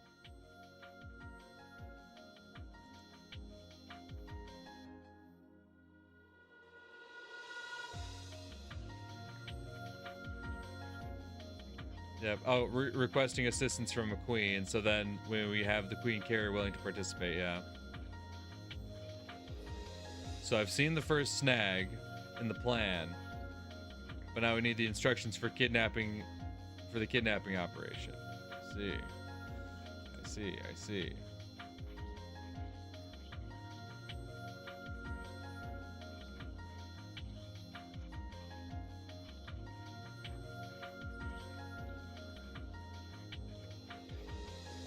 Alright, Tomitake's chapter, which is what? 19, 20, 21, 22, 23? Okay, fragment 23 is Tomitake. Let me just write it down in my little notes here. All right. Fill me in, Tomitake. Forecast said there was a chance of rain in the evening, but I didn't think it would rain so hard. We decided to wait at an abandoned bus stop for the rain clouds to clear. ごめんよ高野さん。あらいいのよ、気にしないで次郎さん。私も土砂降りになるかもしれないことを覚悟の上で出かけたんだから。Takano-san giggled. Although she said the weather might change suddenly, I dragged her out here. Feel stupid for making her come along and ending up ruining her precious day off. I have to go back to Tokyo tonight, so it'll be a while before I can return to Hinamizawa. I didn't want to spend my last day at a cheap hotel in Okonomiya, so I asked her to go for a stroll. いや本当に申し訳ない。She teased me for a while, but only a little. She wasn't actually enjoying driving me into a corner. That's just her way of communicating, and I find it very charming. I think I've become captivated by her. But on her part, I'm just an auditor from Tokyo. That's why she's being nice to me, and it's definitely not because she likes me personally. So I feel like I might have used my position to drag her out here, and that makes me a little depressed. I probably should think this slight fever I have is due to nothing more than a cold. Tomitake fever. Tomitake fever. Tomitake fever. Write that down. I know that was one of the fucking thing, one of the requirements. Tomitake fever. But she was the type of person who made it clear when she disliked something. She wouldn't say so directly, but she would use all kinds of indirect expressions that meant the same thing. So I want to believe she's out here because she might be even a little bit attracted to me. I shook my head as I frowned upon my selfish thoughts. She chuckled as though she knew what I was thinking. I felt myself starting to go red after that. 次郎さんも不思議な人ね。東京ではさぞや女性にモテるでしょうに。なぜわざわざ私みたいなおかしな Probably because he saw you in that nurse's 女を付き合 uniform. ってくださるのかしら。おかしななんてことはないよ。高野さんは十分魅力的だよ。むしろ僕みたいな男のために貴重な休日を割いてもらったのが。確かに私はとても大切な研究のためにたまには頭を切り替えて遊ぶことも大事だし。僕ごときで高野さんの頭の気分転換。あなたは私と一緒にいても気分転換にはならない。 She gives me an impish smile that makes my heart skip a beat. I tried hiding my embarrassment so she wouldn't notice even my ears going red. そんなことないよ。僕も高野さんと一緒に過ごせるとこういろいろと気分転換になるよ。それにほら高野さんに野鳥撮影のことを布教すれば僕も撮影の同志を得られるわけだしね。もしよかったら次に来るときは僕の古いカメラを持ってくるよ。ありがとう。あなたを虜にする野鳥撮影がどれくらい楽しいのかぜひ教えていただけると嬉しい。うん。僕のフルで少し挑戦してみて馴染めそうだったら新しいカメラを買う方がいいんじゃないかな。ありがとう。次に来てくださるときはぜひ私の写真の批評をお願いするわね。うん。どんな写真か楽しみだな。きっと二郎さんみたいにはいかないわ。本当に初めてですもの。While she keeps her cool and smiles, all I can do is blush and scratch my head. Am I being too conceited? I can't help but think that Takano-san likes being with me. If it's mere flattery, I don't think she'd come along this far. Oh, no. Taking women's flattery seriously is the mistake I always make. I shouldn't assume that she's attracted to me. そういえば、こうして二郎さんと二人きりでゆっくりおしゃべり。そうだね。いつも所長とか他の研究員の人とかがいたりするから。私、あなたのことを全然知らないの。あなたが東京でどんな仕事をしているかとか、今までどんなことをしてきたのかとか。昔ちょっとだけ教官の真似事をしてたけどね。怪我をした時に目をやっちゃってね。普段の生活には支障はないんだけど大ごとに受け取られちゃって、それ以来は事務屋の仕事ばかりやらされてるんだよ。Takano-san giggles, saying I must have done something silly to cause the injury. それでね、体内の広報誌を作る仕事を手伝った時にカメラには人を幸せにする力があるのさ。何を言ってるんだろうって思ってるだろうけど、いやこれは本当なのさ。カメラでどうして幸せになれるのかしら。カメラというのは日々の生活を切り取って写真にして残すものなんだ。じゃあ幸せなものはどこにあるんだろうとファインダー越しに自分の周りの世界を覗いてみると、そこには今まで当たり前だと思っていたものが実はとても幸せなものだったんだと気づくことでいっぱいなんだ。例えば路肩のアスファルトの隙間からけなげに生えている一輪のタンポポだってファインダー越しに覗いた時、それは春の訪れを教えてくれる季節からの素敵な贈り物であったことに気づける。それを写真に収めアルバムに残す。そしてアルバムを再び開くたびにその時の幸せな気持ちが蘇ってくるんだ。二郎さんは風景や野鳥の撮影をしながらそんな気持ちに浸っているの？その写真が芸術的かどうかとか賞を取れるような劇的瞬間かどうかなんていう野心的なことは僕にとってあまり重要じゃないんだよ。僕たちが気づかない小さな幸せに気づかせてくれる。そこにこそカメラの魅力があるんだと思ってるんだ。だからそんな気持ちでこのひなみ沢をファインダーで覗けることはとても楽しくて幸せなことなんだよ。I have a tendency to go overboard when I talk, but most of the time, Takano-san playfully twists my words right back at me, so it's very unusual for her to listen to me like this. Takano-san sat down next to me and tried to fiddle with my camera. I don't know how much of an impression I made, but I think she is indeed interested in cameras. I was expecting her to tease me like usual, so I'm happy to see that this is her reaction. I mean, I guess that does make sense, right? He's telling her about, like, how important pictures are and whatnot, and then, like, we look back in, like, just the previous chapter, right? When Rika invites Takano into the storehouse, and she's, you know, taking all the pictures in the storehouse because she wants to remember it forever, right? She wants to be able to remind herself of the time she got to visit the storehouse and all that. That was what she was excited about, whereas Tomitake, you know, he's just like, ah, nature, pretty flowers, pretty birds. And Takano's like, torture equipment, woo! ちょっと試してみる。私にもできるかしら。簡単だよ。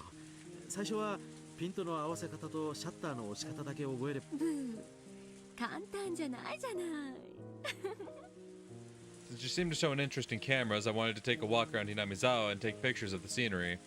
But unfortunately, the rain doesn't seem to want to stop. But she was still having fun and kept taking pictures inside the bus stop. So the first set of pictures she ever took were of odd things in that dark little building. Since then, every time we'd meet, we end up walking around the village with our cameras in our hands. Cute. Cute. Okay, so I think I'm gonna redo the way I do this document, alright? Because that's the thing, I noticed right away Tomitake said something about having a fever, and I'm like, oh, I saw that. That was one of the requirements for a different thing. So I think what I'm gonna start marking, actually, is I'm gonna go to the ones that I haven't done yet, or the ones that have requirements. I'm gonna go to the ones that have requirements, right? I'm gonna write down what the requirements are. What do I need for those things to happen, right? So that way, as I'm reading through these, I can catch certain pieces and be like, oh, that, right? Because, like, there was the one that said something about, like, oh, repetitive apologies. But that's not the title of anything. Alright, so I finished typing out everything. And there's a lot. There's definitely a lot. So, obviously I'm not going to keep going back and forth with every line they say, like paying attention, but like, essentially after I finish a fragment, I'm going to look through and see, like, is there anything that applied, right? So I have all the requirements listed down. There is over a page. I have over a page worth of stuff, alright? From Satoko's test results all the way down to needing all 7 fragments to unlock the final fragment. I have a bit of everything. I have every little requirement that's written down. I even ones that are kind of the same thing but are worded differently, I have them separated just in case. Like, to unlock the 5th fragment, you need to see the dam tragedy, but for the 6th and 24th fragments, you need to see the death of the construction manager, which those seem like the same things, but they're worded differently, so just in case, I have them listed differently as separate things, so I'm sure they are the same thing. Just like there's one where it's like, yeah, for fragment 2, you need to see Irie's motive to be a doctor, but then for fragment 17, you need Irie to reminisce on his past or whatever, which I feel like we unlocked one of those with Irie's, introductory chapter or whatever, so some of these I'm not too sure of, but I guess we'll find out as we go. So the next requirement would be the local explanatory meaning, so by all means, explain to me. でしてダムの建設事業に伴う地域振興や地域産業の育成などですね。そんなことは聞いてねえっつってんだろ。俺らの誰の断りがあってダムなんか作ろうって言い出したかって聞いてんだ。ああ、わしらから税金絞るだけ絞っといてそれに対する返事がこれっちゅうんか。あんどりゃ誰の税金で給料もらったんじゃ。ですから先ほどから申し上げて言い訳など聞いちゃならんねえ。いつ計画を中止するんか聞いとるんじゃい。お前じゃ話にならん。東京の建設大臣を連れてこい。ここではっきり白黒つけち。突っ込めんか国家役人が。大体踊れら人様の税金で仕事しとってなんでわしらより高い段で話をしとるんじゃ。目線で話さんかい。目線で。 The auditorium is filled with angry shouting. The sign of the entrance says, Hinamizawa Dam Construction Explanatory Meeting. Every time the official on the stage tried to say anything, the citizens packed into the room silenced him with their shouts. Trying to ignore them, the official continued to explain the pros of the dam. That just further infuriated them. Between the stage and the citizens, there was an open area where a police squad is standing by.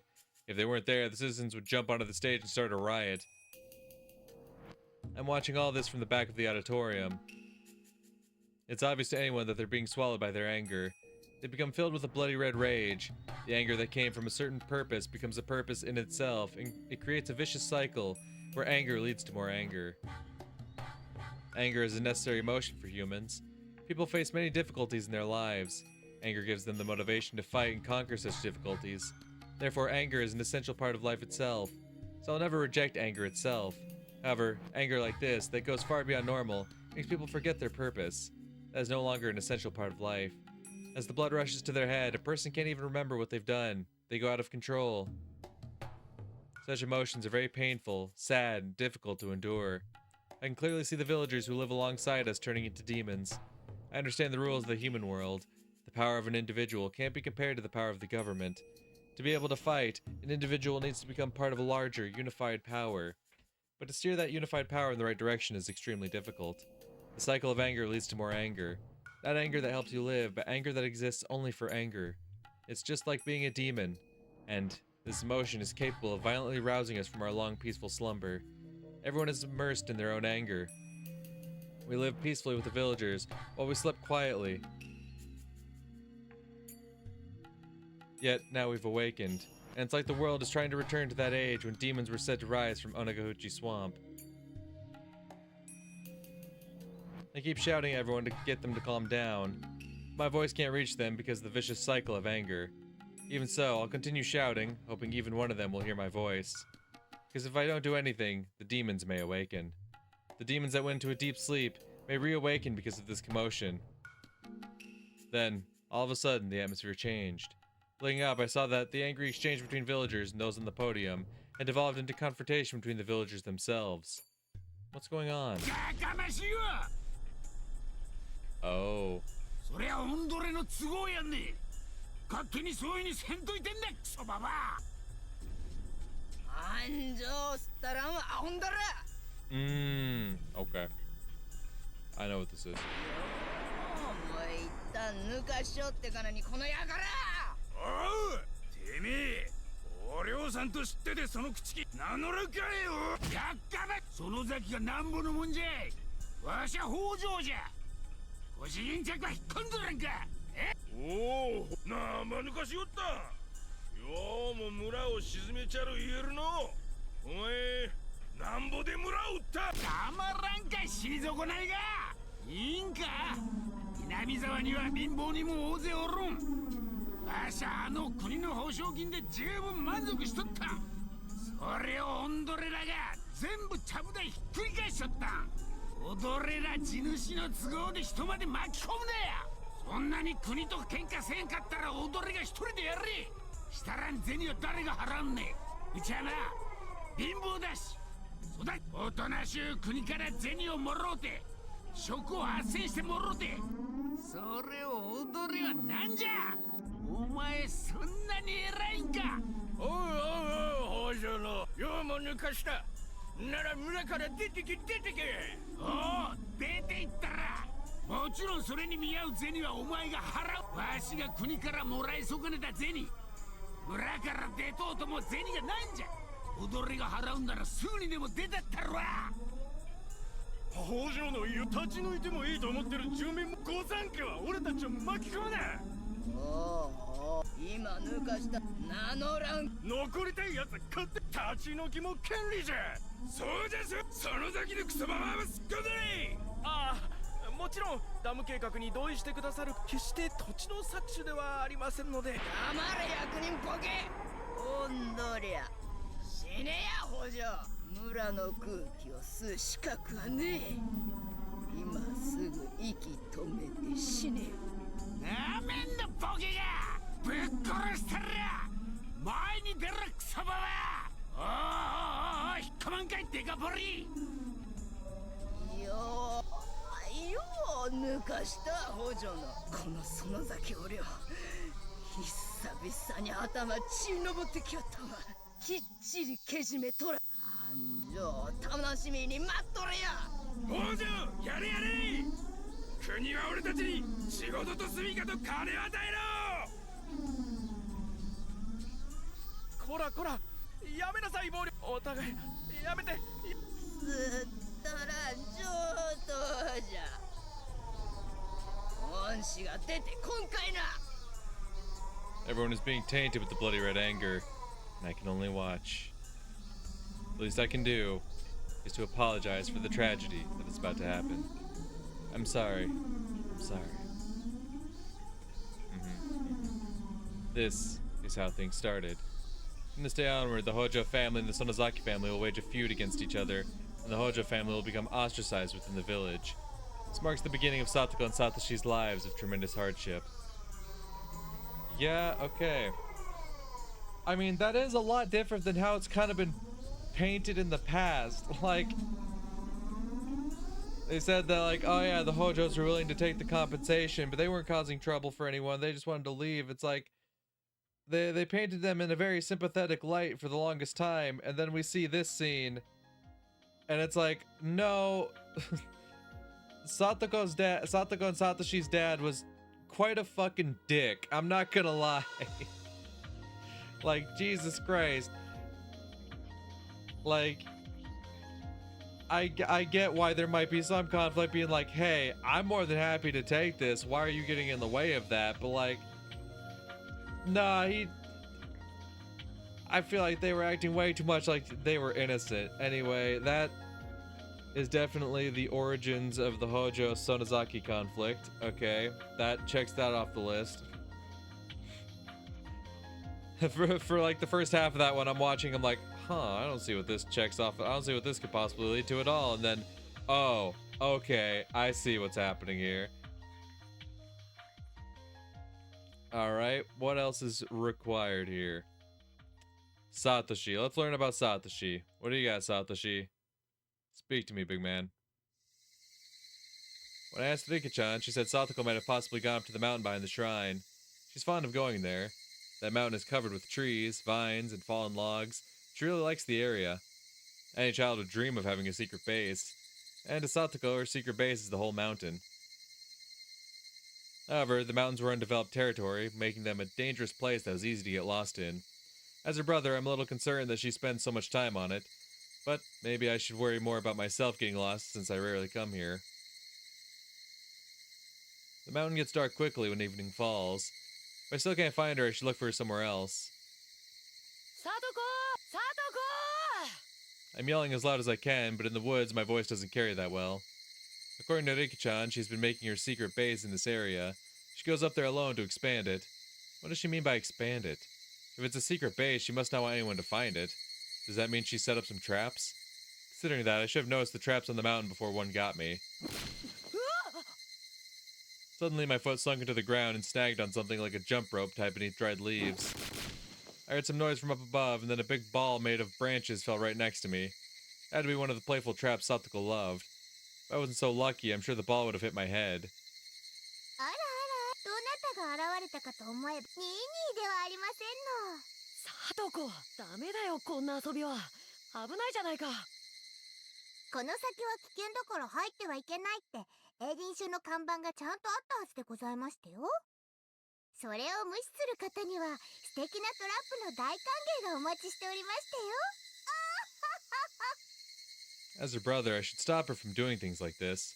When I see her brilliant smile, I can't say anything else.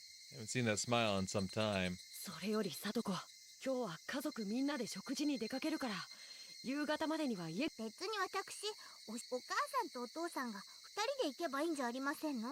行きたければ、ニーニーも一緒に3人で行けばいいんですわ。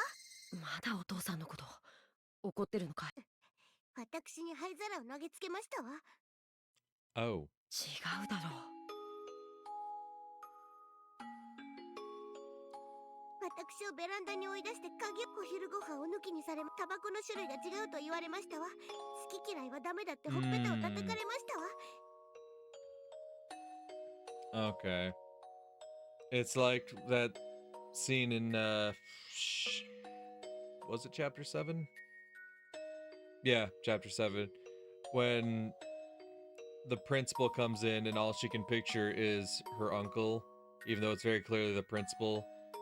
Her delusions just kind of take hold of her and she sees her uncle. So I could see it like whenever the stepfather enters the picture, all she can see is her actual father and how he acted and whatnot.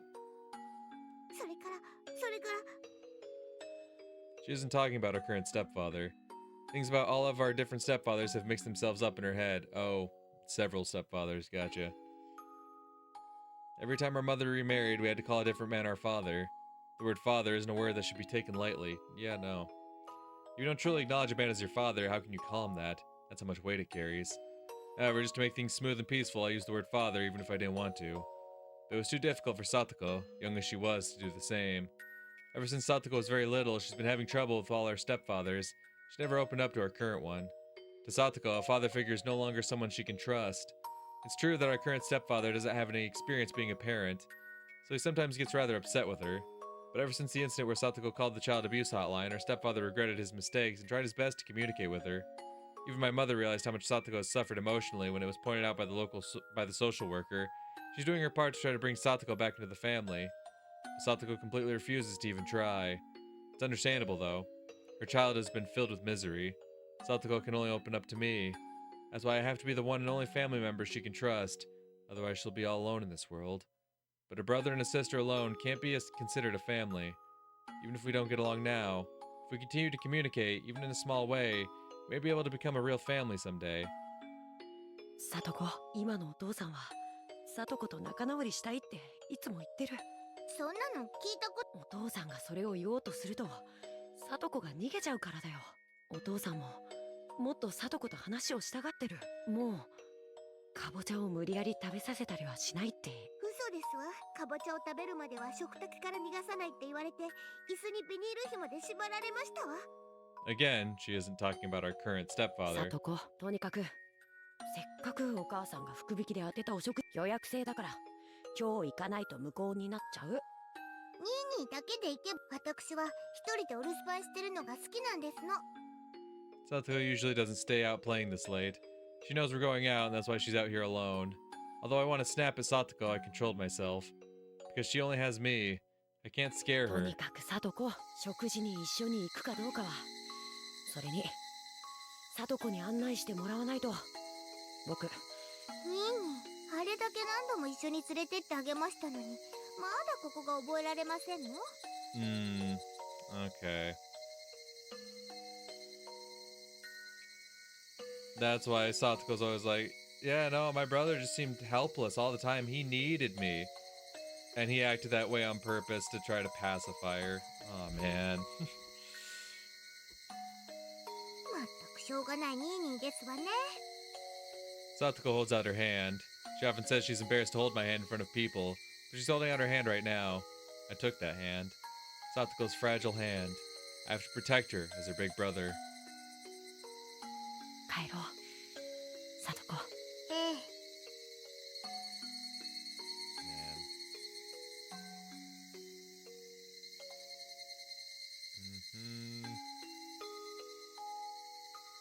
There we go. There it is. Yep, that one is definitely Satoshi's responsibility as a big brother.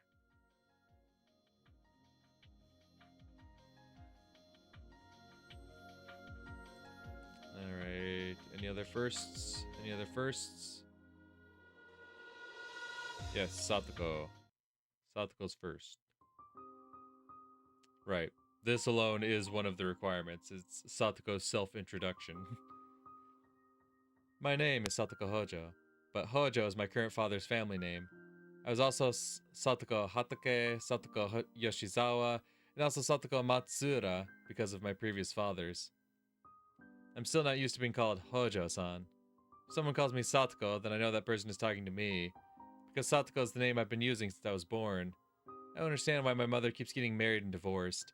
If she's going to get a divorce, why does she get married? If she's married, why does she get a divorce? I've asked her before, but depending on the situation, her answers were different. When I asked her when she was married, she got angry. When I asked her after she got divorced, she cried. I don't understand the meaning of marriage, so I have no interest in drawing pictures of a bride in a wedding dress. I don't think I'll ever get married. I don't want to keep changing my child's last name. My teacher once asked if I liked my mother. I think it was when I was in kindergarten in Okonomiya. That was a very difficult question, because sometimes I loved her very much and sometimes I hated her very much. I couldn't decide. When my mother was nice, she smiled all the time. She made us happy. She thanked me for being her daughter. When my mother wasn't nice, she frowned all the time. She treated my brother and me very poorly. She told me I should have never been born. My teacher asked me if I liked my father.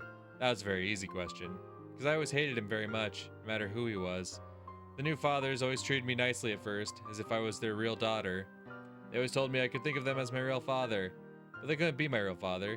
Besides, I didn't even know my real father's face. How could I call them my father? I couldn't. That's disgusting. Right before divorce, my fathers always became very irritated with me. They treated me like a cockroach. They told me they didn't have money to feed me, and they threw things at me, and they locked me out in the veranda. I was told I could forget about them because that was all in the past. I think that was a different teacher from a different school. Maybe that's true, because ever since Hojo became my father, my mother has been smiling. I haven't seen them get into a fight as I've seen happen just before a divorce. They have little arguments here and there, but those don't lead to a divorce, and they always make up. I'm sure they'll get a divorce sooner or later. Then it'll be the same old stuff with the family court, divorce settlements, a night flight, and child support. So who knows how long this Hojo will be my father. That's why I don't even feel like calling him that. He also treated me well at first. When I didn't call him father, even after he asked me repeatedly, he became irritated. They'll get a divorce soon. When my father gets into this mood, a divorce is on the way. After a divorce, it's my mother's turn to be irritated with me. Then she'll tell me she shouldn't have had me, or she can't be happy because of me. Why is my existence causing problems for my mother? I asked my brother and he told me, if you have children, it's not easy to find someone to get married with. To my mother, remarriage is a very important job, so I can understand having children around will cause problems. I think I finally understand the reason why I'm a nuisance to her. I asked my brother something else. Why are children hated by new fathers? Oh, that's simple. That's because family members all have different roles. A mother's job is to love her children. A father's job is to love the mother. That means I'm a nuisance to both my mother and my father. My brother's more mature than me, so they don't look down on him as a nuisance. But maybe I am. No, I am definitely a nuisance. So now I know. Both my mother and father want me dead. But if they kill me, they'll be caught. But that doesn't mean they won't kill me. If I were to look down the cliff, and if no one was around, my mother and father would push me off for sure. My father has become abnormally nice to me recently. Started to act that way ever since I made the fake call. I know for sure it's just part of a plot to kill me. Okay, that's the paranoia. Gotcha. So I won't let them trick me. I'm sorry. Lately, when I listen very carefully, I can hear a voice apologizing. The voice sounds similar to mine. Her mother must be telling her that she shouldn't have been born. And it's... no, it's Hanyu apologizing. But I won't apologize like that. I'll live. I'm going to strike back. I'll kill before I get killed.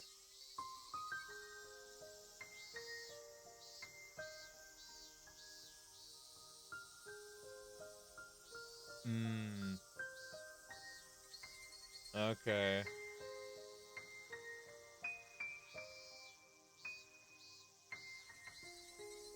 Well, there's Satoko's introduction.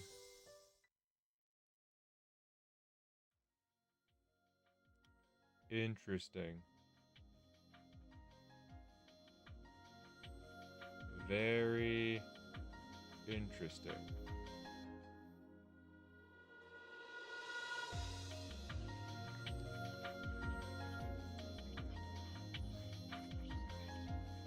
Okay, and that's the end of the required first ones. So if I look through it, it is motive to become a doctor. Let's see if I properly got that one. Oh no, that needs a second requirement. That needs a second requirement. That needs a second requirement. That needs a second requirement. God damn. Okay, number 17. That is number 17. Am I stupid? Why is this marked as 17? Oh wait, no. This is 17. Yep. This is what I'm looking for? Yes. I've wanted to become a doctor ever since I was little. Doctors make a lot of money. People look up to doctors. I think those are the kind of reasons I had. So when I played with my friends, I always acted like a doctor. I cleaned their wounds and applied ice packs when my friends sprained their ankles using what I learned from household medical books. Everyone, including me, believed that I'd be a doctor one day. My family was poor, so they praised me for that goal. They told me that I needed to study a lot to become a doctor, so they borrowed some pseudo-medical books from the local library for me. The rental fees weren't cheap, so I would speed read one book in a day, and the next day my parents would go back to the store to exchange it for a different book, saying they accidentally borrowed a book they already borrowed before. By doing so, my parents borrowed 2 books for the price of one. Of course, now I know those books were rather useless, but they were highly motivational just the same. My neighbors called me Dr. Kyosuke-kun, and I was always picked for class health officer at school. Even my teachers helped me with classes I needed to take to become a doctor. Of course, in reality, becoming a doctor isn't as easy as it might seem. Yeah, no, it never really seemed easy, I'd say. I had to study diligently, and the path was most definitely tough. To become a doctor, one must attend college. Since my family was poor, I was told I wasn't allowed to go to an expensive private school, so I had to be admitted to a national public university. My grades weren't bad, but the admission rate to national public universities is very marginal. Especially since I wanted to go to a medical school, my chances were even smaller. I studied like crazy. My only driving force was my childhood dream of becoming a doctor. The dream of becoming a doctor and to be looked up to by everyone kept me going. And I was admitted. I wasn't at the top of the list, but I made it in. I was finally at the starting point of making my childhood dream come true. My parents were thrilled. Neither my father nor my mother went to college. They were proud of their son getting into a public medical school. They invited our relatives over to celebrate. Although it was a public university, tuition wasn't cheap, but they still had an extravagant celebration anyway. My father didn't express his emotions much. He always kept a straight face. He rarely voiced his opinion or took initiative on anything. My mother took care of everything, and he showed up last and left without saying a word. He was the typical stern, silent Japanese father of the time. That's why I was surprised to see him shedding tears of joy, and I cried along with him. He went around to all my relatives while repeatedly slapping my back, saying how proud and lucky he was to have a son like me. He bragged about my achievements to all who would hear them. The celebration became my farewell party as I was about to leave for Tokyo. My father yelled "Banzai" repeatedly at the station as the train pulled away. I was a little embarrassed. When I could no longer see my father, I could clearly recall the tears pouring down. The days of hellish studying and exams began after that. Some days I was tempted to just give up and submit myself to the lavish lifestyle of the city. But the letters from my family always encouraged me and gave me the strength to go on. My dream, then, was to open up my own clinic in my hometown so I can contribute to the region. Never even dreamed of getting involved with brains. One day I noticed a difference in a letter from my family. The letter said the usual things about how it was at home and asked how I was doing, but the postscript was what caught my attention. Your father has become really violent lately. Sometimes he turns the house upside down. I don't know what to do. I just can picture him acting viciously, and I was extremely surprised. Did something happen? But in the postscript, my mother said that there was nothing she could think of. My mother and father had been together for a long time. They'd been together since well before I was born. So she noticed things that I couldn't. She couldn't even think of a reason why my father had become so violent. What happened? They got along so well. They were such a lovely couple. When I caused a problem for my mother when I was little, my father only bonked my head with his knuckle. Why was he acting this way towards my mother? Maybe there was some kind of misunderstanding between them. I was going home from the New Year. Maybe I could have a good talk with him then. But the situation was a lot more serious than I thought. On one cold winter day, I found my apartment door unlocked. I thought someone had broke in, but I found my mother in my apartment with her luggage. That's right. My mother could no longer take my father's fury and came to stay with me. This was back when people still believed in the proverb, a woman has no place to settle down all her life. She couldn't go back to her own family because they lived in the same region as my father, so she came all the way to Tokyo. I heard about my father's violence from my mother's own lips. She cried, saying she had no idea why a quiet man changed like that. She said she wasn't ever going back to him. I didn't know what to do. I asked her if she could talk to him one more time, but the bruises on her body told me it was no use. To remember what happened afterwards is too much, so I'll be brief. After my mother left, my father thought she was having an affair and went over to the neighbor's house with a wooden sword. He was arrested. He was released immediately, but he assumed someone in the neighborhood was hiding her, so he did the same thing repeatedly. He eventually reached the point of getting into fights with anyone he saw. In the end, he picked a fight with some young punks and ended up being beaten to death. Our relatives gave my father a decent funeral, but my mother didn't attend. It's no use beating a dead horse. So nobody said anything negative about my father, but everyone was simply puzzled as to why he changed so much. What I heard from my relatives about my father's final days were a lot stranger than what I heard from my mother. My mother only told me about his sudden rage and violence. My relatives told me. He also laughed and grew sad. Apparently he displayed several sudden fluctuations of emotion, especially so in his last years. They told me that he started to complain about headaches after an accident he had. My father was a construction worker. He had hit his head hard on a construction board during an accident at work. He regained his consciousness quickly and seemed fine, but since the accident he started to have headaches and behave abnormally. I sensed the connection between the accident and my father's changes, so I talked to my professor after I went back to Tokyo. 断言はできませんが、その様子から入江君のお父さんに何らかの異常が起こっていた可能性は否めません。その事故の際に脳が傷つき、精神的な変化を起こしたのかもしれません。お父さんの晩年の言動からは、そんな患者さんに多く見られるいくつかの症状が伺えます。Human behavior is created by the brain. If the brain is damaged, it can cause erratic behavior. In other words, my father wasn't crazy. He was suffering from a disorder. お父さんの遺体を検視できるなら、脳をよく調べてみるといいでしょう。ひょっとすると、腫瘍のようなものが見つかるかもしれません。My father had already been cremated, so there was no way of knowing. But hearing about his behavior, I knew for sure. That was the only way to explain why such a quiet and gentle man would change. I tried to explain all this to my relatives to regain my father's honor, but hardly anyone understood. If his brain was damaged, he would have been dead. But he was alive and well. So the accident didn't damage his brain. It wasn't his brain that caused him to change, it was his mind. They simply brushed it off like that. The fuck kind of shit is that? It wasn't his brain, it was his mind. Because those are definitely two separate things, huh? This is the perception most people have about the brain. God, it must have sucked living in the fucking 60s and 70s, if that's what fucking people are saying. Oh, God. They don't realize the mind and the brain are connected. Yeah, no shit. Most of the relatives didn't believe me, but there was one person who I really wanted to anyway. Mother. That was my mother, yeah. As she got older, she grew senile, and she exaggerated the abuse she had to endure. All she did was criticize my father. Every time she ended up crying and lamenting that she married him. They were a lovely couple. We were a great family.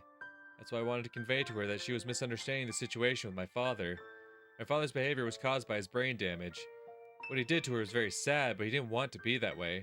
I told her that he wasn't at fault. But my mother didn't understand. Before she took her last breaths, I begged her to forgive my father. But her final words were, "Please don't bury me next to that man." My father wasn't at fault. He was simply the victim of a brain disorder. You don't complain to a person who's coughing because he has a cold. Because coughing is just a symptom and he should be sympathized with. Well, that's the thing. You wouldn't normally do that. There's definitely people who do do that. In my father's case, the symptoms weren't as obvious as a cough. They took the form of changes in personality, which are much harder to recognize. If I'd studied the brain more, I could have explained it better to my mother so that she could have understood him. Then they could have been a nice couple again in heaven. When I realized that, I cried. I also realized that there are plenty of people like my father in this world, who are suffering from a disorder, yet they are misunderstood and despised for it. And then I found out about a miraculous cure for such disorders called a lobotomy. Ever since that day, I spent my days learning about the brain so I could help people who are suffering from mental illnesses. My father is gone. If he was still alive, I could cure him myself, so he and my mother could reconcile. So you're sitting there like, God, if only I could have given my dad a lobotomy. That's the main reason why I'm here. Okay, so so this is the actual true motive. The one I saw before is just leading to the reminiscence. But that's Irie's actual motive. Okay.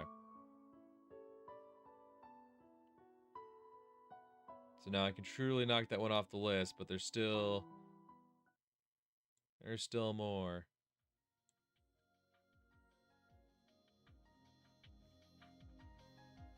But that's that requirement knocked off the list. So let's see, what else do we have we could actually look into?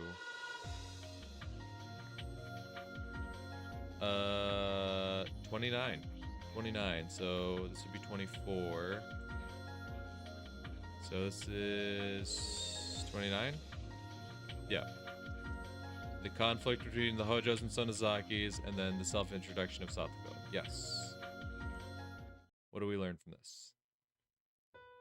The Hojo family is well known for going against the whole village during the dam conflict. Both the husband and the wife were rather aggressive, and they fought a fierce battle, especially against the Sonozaki family. See, that's the thing, the aggressive part is something that was never really communicated all that well. I never knew there was... It always seemed like, from the way that it was always communicated to me anyway, from the way I read it, it always felt like it was very one-sided, that the Hojos were just like, yeah, no, we'll take the money and go. We have no problem evacuating. We need the money, you know, we're trying to raise this family.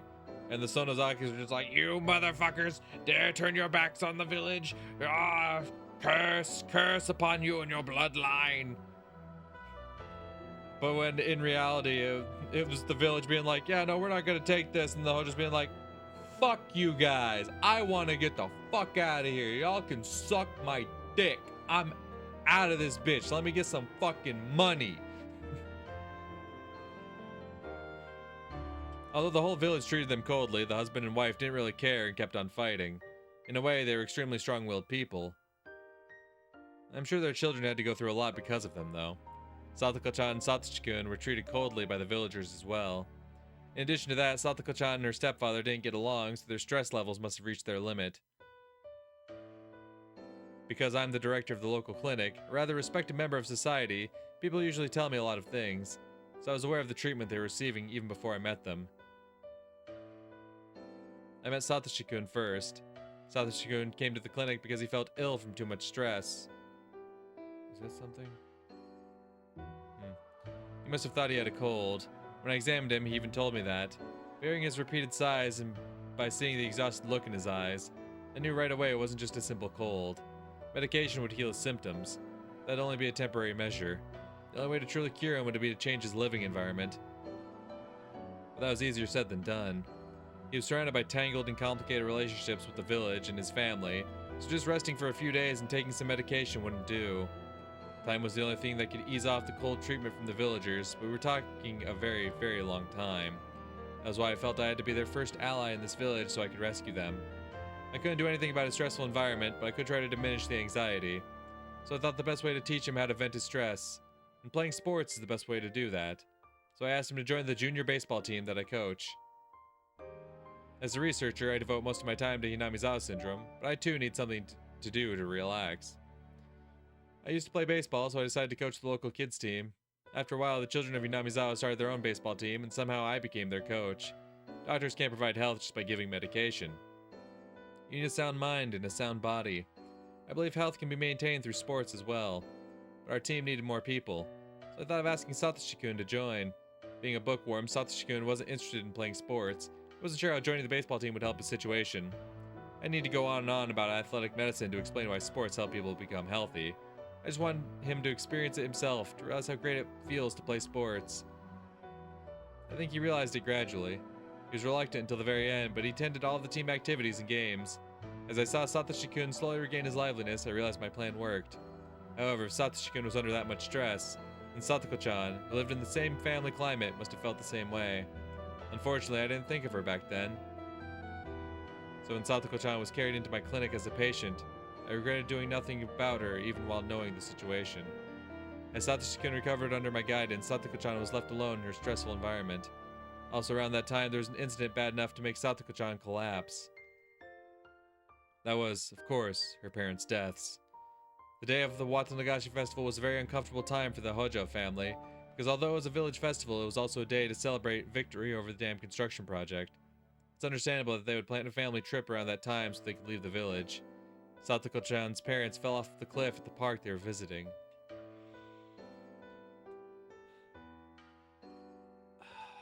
Man. Yeah, okay. So I go back to that scene in chapter 6 where like Reina looks at Satoko and is like, and you know that you've sinned as well, and Satoko's like, oh, you don't need to tell me, I'm well aware. I know what my sins are. Satoko fucking pushed the parents off, didn't she? Satoko fucking pushed the parents off, and she only realized her fuck up and the pain it brought upon Satoshi when they were forced to move in with their aunt and uncle.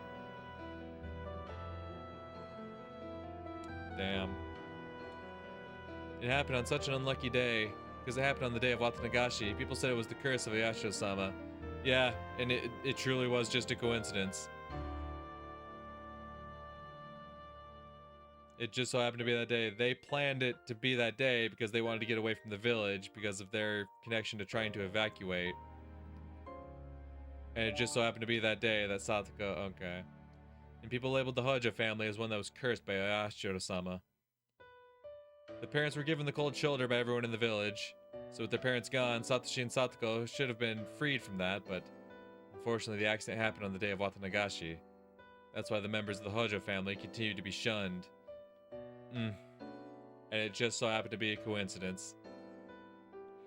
If it had been any other day, then it would have been a totally different story. Because they would have seen them as just innocent kids, but now that they believe they're cursed. Jesus. Satoko-chan was the only one who was at the site of the accident. Surprise, surprise. Satoshi-kun didn't go on the trip because he had an event with the baseball team. Okay, yep. Pieces are definitely falling into place then. Therefore, the police mainly interrogated her. The detective, Oishi, suspected an act of organized crime by the village, so Satoko-chan is the only witness on site. He drilled her with questions. She was distressed to Satoshi-kun, perhaps even more, so of course she couldn't take it. During the interrogation, she began to wheeze and gasp for air. The anguished look I saw on Satoko-chan's face when she was carried into the clinic was very, very tragic. It broke my heart just to imagine what she had to go through. 監督、Satokoは大丈夫ですか？ええ、安心してください。一時的に混乱してしまっただけですよ。でも大丈夫。やっと薬でぐっすりできれば起こさないであげたいとこ。しばらくゆっくり休ませてあげ、様子を見て数日入院させてあげるのも大丈夫。私に任せてください。ありがとうございます。I know Satoshi-kun is a great big brother who truly cares about his sister. He empathizes deeply with her. In other words, Satoshi-kun's worries and stress were reflecting Satoko-chan herself. Maybe I shouldn't say this, but while Satoshi-kun was, of course, sad about his parents' deaths, he may, at the same time, have been a little relieved that they were gone. His sister wouldn't have to be driven into a corner anymore. Unlike Satoshi-kun, Satoko-chan didn't have the social skills to get along with her stepfather. So putting her mother aside, I was certain that losing her father, the greatest cause of her stress in her life, would bring great change to her home environment. I mean, yeah.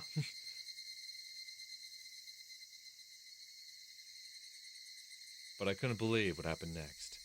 The two were sent to live in an even worse environment with their aunt and uncle.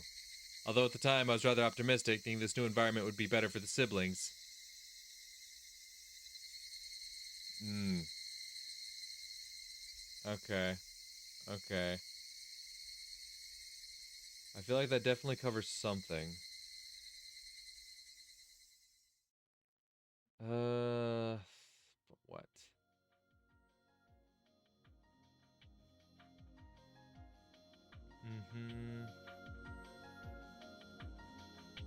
I feel like that, because that talks about Satsuki joining the baseball team. So I think that definitely meets the requirement of, Satsuki having a bat for the death of the aunt.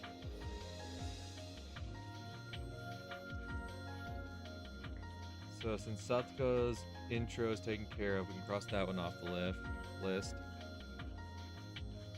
But the Hojo Sonozaki conflict is still needed for the 40th fragment. Oh, is that the only one? Is that the only requirement for number 40? I'm not seeing it anywhere else in my list.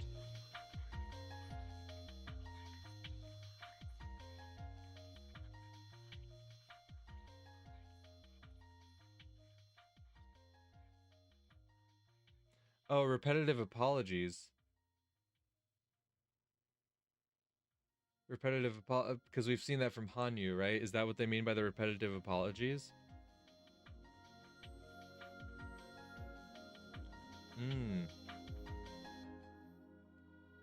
Satoko's hospitalization.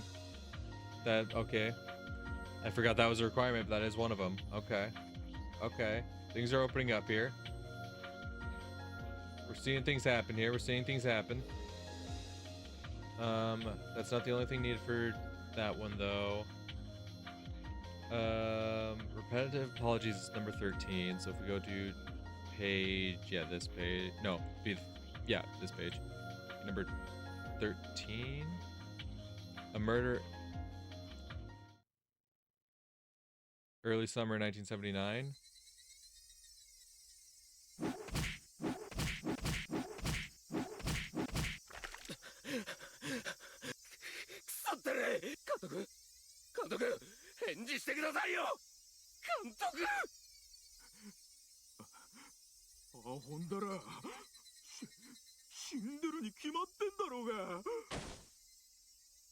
A loud noise snapped everyone out of it. Someone dropped the shovel he was holding. The shovel was smeared with reddish-black blood. No, not just the shovel. All 6 construction workers' clothes were blood-soaked, too. One of them cried out to the silent dead body of the manager, which was drenched in blood.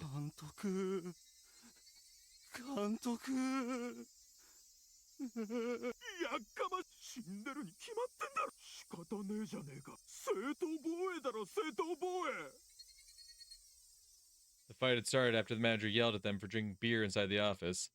There were no drinking and no smoking signs everywhere. The manager harshly scolded anyone who broke that rule. So it was the 6 workers' fault for disobeying. But they drank because they were stressed out by the anti-dam protesters. That's why they said things to provoke the manager. They told him to step out, and the others went along. The construction workers toiled hard and long hours. That's why they instigated the fight with the manager to release their stress. They expected to just curse at each other or to end up in a wrestling match. But things escalated. Or to put it more accurately, the manager exploded all of a sudden. The manager had to deal with the residents' protests as well, so he was under just as much pressure, or maybe even more. But how he changed was not normal. The manager was calm at first, but he gradually became more aggressive. It was like he transformed into someone completely different. No, it was like he was possessed by something evil. The men who instigated the fight sobered up when they saw his behavior. Then, the manager picked up a shovel that was nearby and tried to smash his opponent's head in with it. Oh, interesting. He managed to avoid the hit, but if he didn't, his head would have surely been split open. The manager kept pounding on him with the shovel. Even as he frantically tried to avoid the hits, by this time the workers had realized this was beyond a simple fight, so they tried to hold the manager down. But the manager turned on them with the shovel too. One of the men tried to protect himself by crossing his arms above his head. There was no way that could have blocked a shovel swung with such force. Blood spurted out, the man groaned in pain. By this time, the 6 men had realized the manager was not his usual self. This manager would try to bash their brains in without hesitation. Since their opponent was using a shovel as his weapon, they had to find some kind of weapon too. One of them grabbed a huge hammer. The others realized they needed to find something as well. To restrain the manager in that condition, it was better to arm themselves. It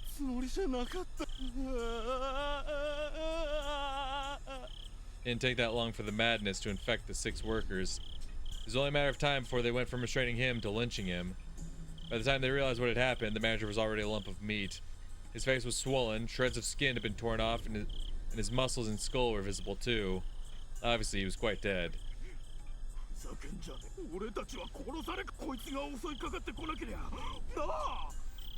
leader of the 6, the one who instigated the fight, tried to bring the rest onto his side, but nobody replied. And so, the leader became frustrated. He was the one who started the fight. The rest simply joined in. He was the main perpetrator. That was why he was feeling so exasperated. He sensed that he was the one at fault.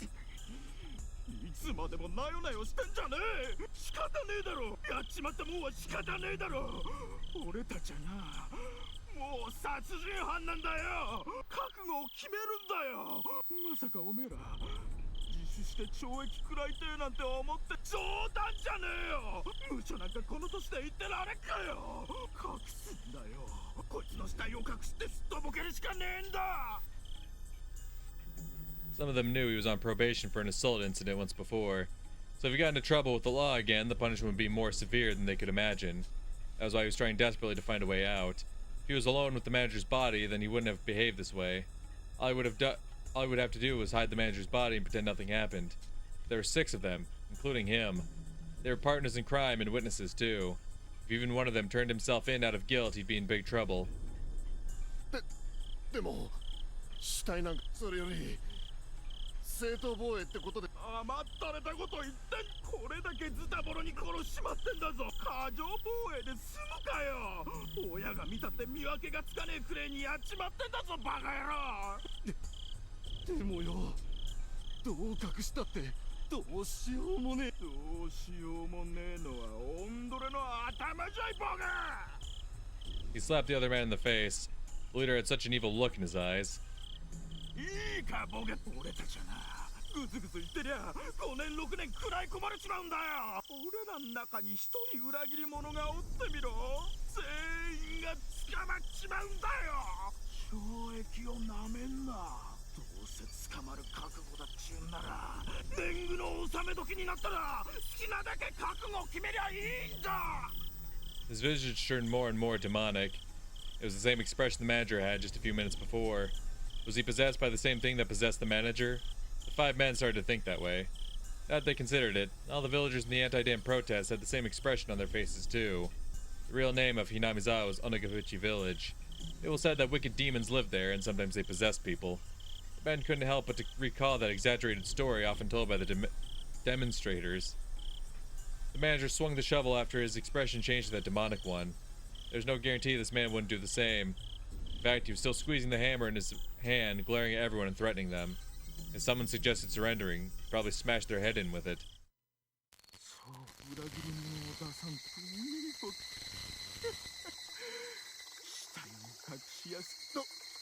どんな手だいこの野郎のみんなで仲良くそりゃあ They all wanted to object to the idea. Killing him was a serious crime itself. Dismembering the body would be too much.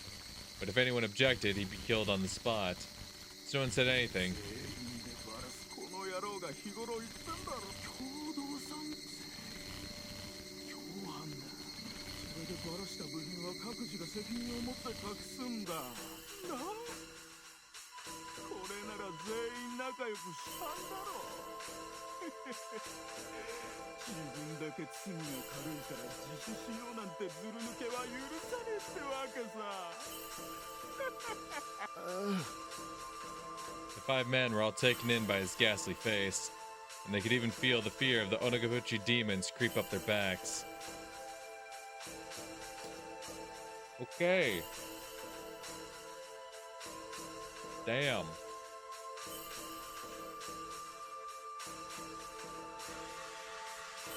So that's also some new information, because they started to paint it as, whoever attacked the manager was the one who had reached the L5 stage, which was true, But that was only after he himself was attacked by the manager who had reached the L5 stage. That's interesting. Very interesting. So I'd say we definitely found the repetitive apologies. Cross that off the list. But this means we've also found a lot of stuff. The dam tragedy. Okay, we have the death of the construction manager. We also have the dam tragedy. Is the tragedy after the crime is revealed?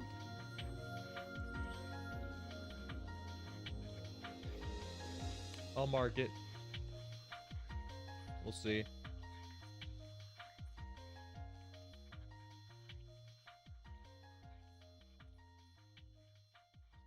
Okay, okay. So it looks like we should be able to do number 5. A live specimen being required and the tragedy at the dam construction site. The first sacrifice.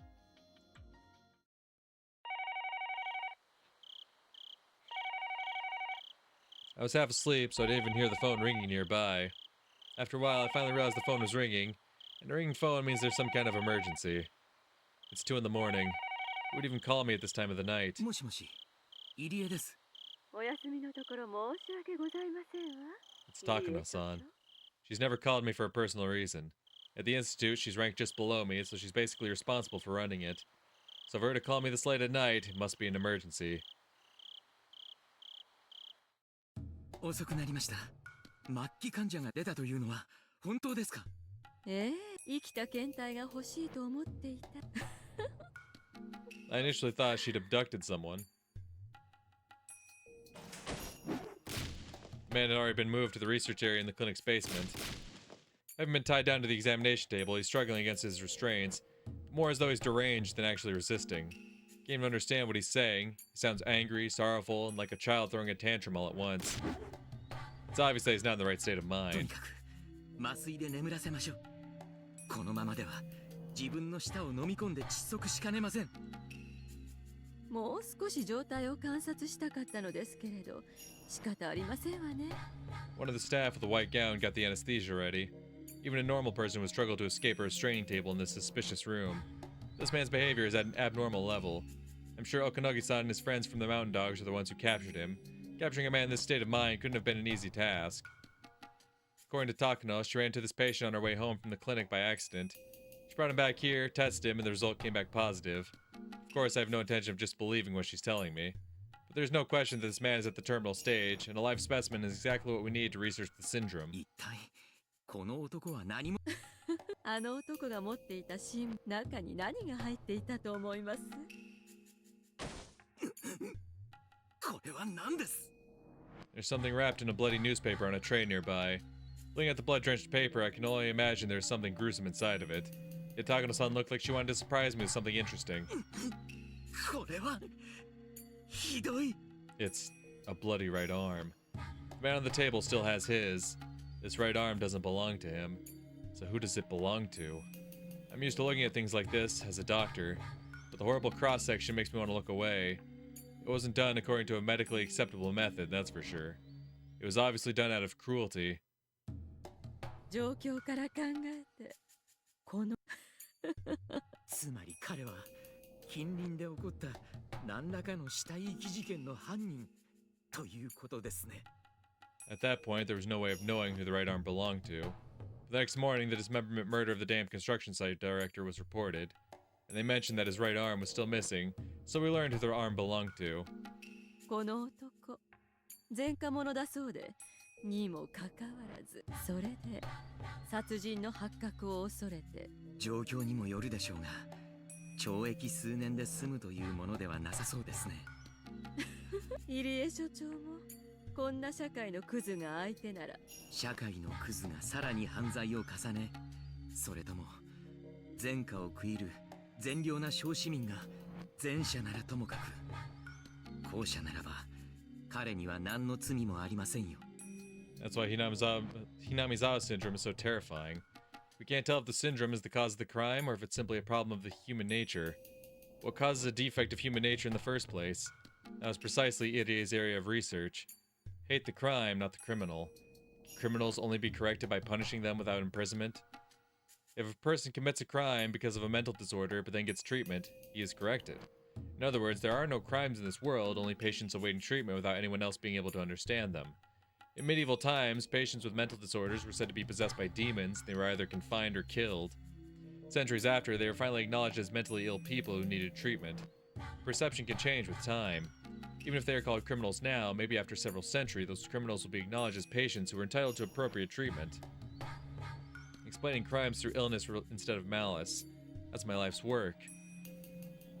Inamizawa syndrome is a strange disease that can support my theory. Solving its mysteries is extremely important to me.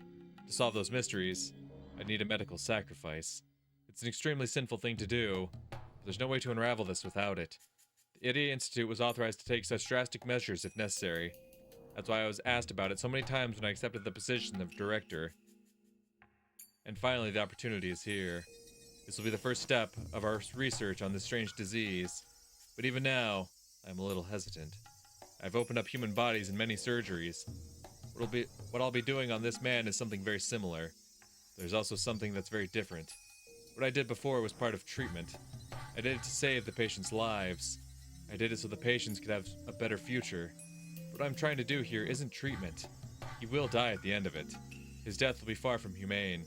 I'm going to violate nature and force him to stay alive while I open up his living brain. 入江所長聞いてらっしゃいます。ああ、もう一度お願いします。解剖計画書を提出し、東京に何しろ単に生きてるだけでなく慎重な解剖が求められますわ。そうですね、おっしゃる通り、そのようにしましょう。それまでに数日の猶予があると思います。そこで麻酔を解いていくつかの反応実験をしてみたいのですが。危険ではありませんか。たとえ拘束を解かなくても何が起こる。ようやく手に入った息、ただ脳を覗くだけ。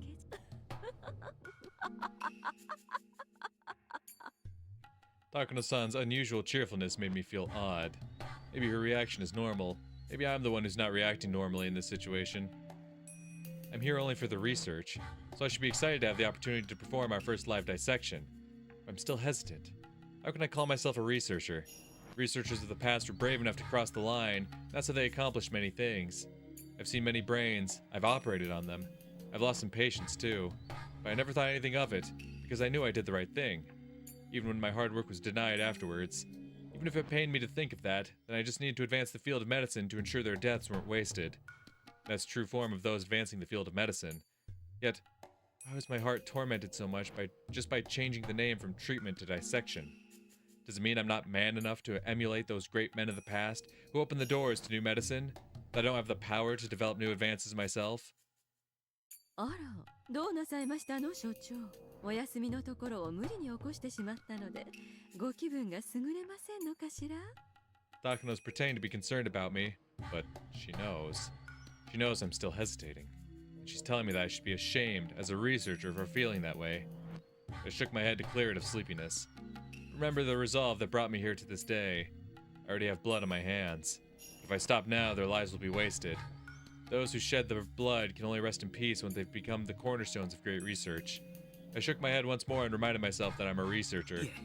考え事をしていた高野さんは東京との調整を日程が決まりましたら教えてください。ええ、了解いたしました。眠気も吹っ飛んでしまいますわね。At least I can do is my best, so his life won't be wasted. If he bleeds, I can't waste even a drop of his blood. After scolding my staff for their indiscretion of discussing this dissection with such excitement, I returned to my office. Okay, okay.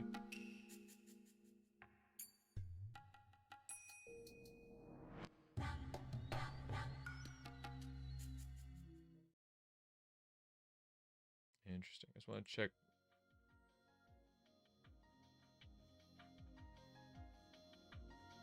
Okay. EDA's decision. See, it's starting to make a lot more sense now. What EDA's decision might be. Because they're talking about, like, so obviously the people who commit these crimes, they take them away to be studied. So if Satoko is the actual culprit behind her parents' death, I could see them bringing her in and then being like, oh, here's another live specimen. But then Irie, because of his attachment to Satoshi, is like, no, there's no way I can do that. I can't kill Satoko. We cannot do that. And that's why she becomes one they monitor regularly. Okay. Okay. And that's why ultimately he declines it. You can kind of already see how that's going to play out. Yeah, I did just watch number 5. And so that's taken care of. I can get rid of all that. It seems like I should be able to do number 6. Satoko being hospitalized and the death of the construction site manager. We have seen both of those, for sure.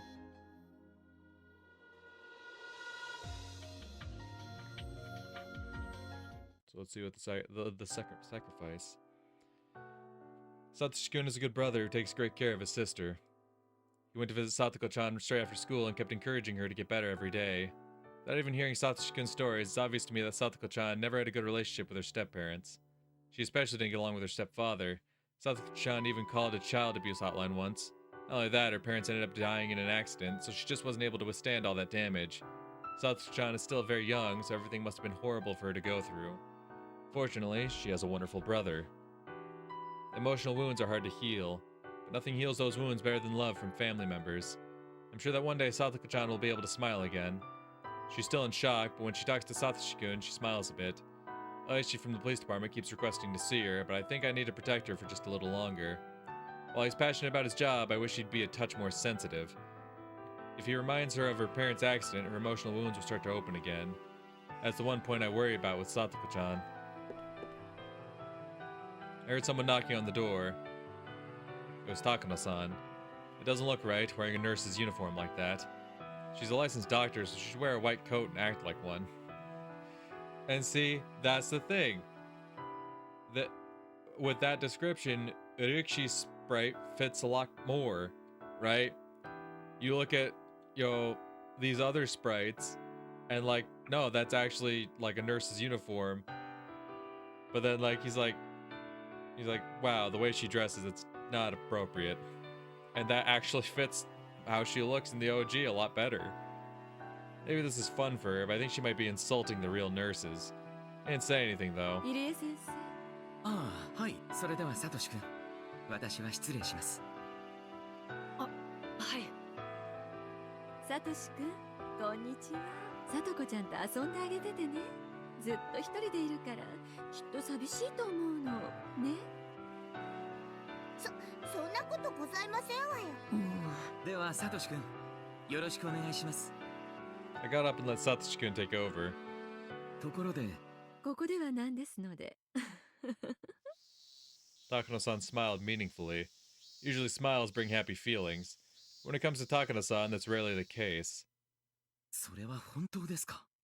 ええ、簡易検査の結果、レベル3以上と思われる高い彼女をさらに入院させ、より精度の高い結果待ちですが、私の見たところ、レベル4の可能性すらあり得るかと。Takano-san's eyes sparkled in a weird way. There's a reason for that. For us, fighting patients in the terminal stage is a valuable boon to our research. In fact, as a result of dissecting the murder suspect from last year, we've made great progress in our research. In other words, we finally managed to isolate the pathogen. We also discovered that when the host dies, the pathogen melts away within a few hours. Once that happens, it's undetectable. That's why we never found the pathogen when we performed autopsies. Our research made a lot of progress after that. What we found in this past year has easily surpassed what the late Dr. Takano found in decades. We're now studying the nature, the effect, and the symptoms of the pathogen, as well as treatments and vaccines. In other words, a living specimen who's at the terminal stage is a necessity for our research. However, we rarely find a patient who's gone that far, who's reached L5. Hinamizawa syndrome once created huge numbers of L5 patients, but today it doesn't have such potency. Because of that, we have to secure L5 patients, or patients who are close to reaching L5, as quickly as possible. Satoko-chan possibly qualifies to be that next sacrifice. To keep this strange disease a secret, we can't let patients who may be at L5 go. We have to run more tests first, then we'll figure out what to do next. In any case, Satoko-chan seems so calm. Her behavior is nothing like the man from last year. Initial tests are in error sometimes. We'll have to wait for results for more detailed tests to determine how serious her condition is. 経過観察のためスタッフの皆さんへの手配をお願いいたします。 That sounds like a formal answer, but if the results come back positive, that will be the green light for her dissection. I don't know Satoko-chan that well. I've known her brother, Satoshi-kun, through the baseball team for a long time. How could I dissect the apple of Satoshi-kun's eyes? I can feel scary images flashing in my head for the first time. ご安心。万事すでに手配させておりますわ。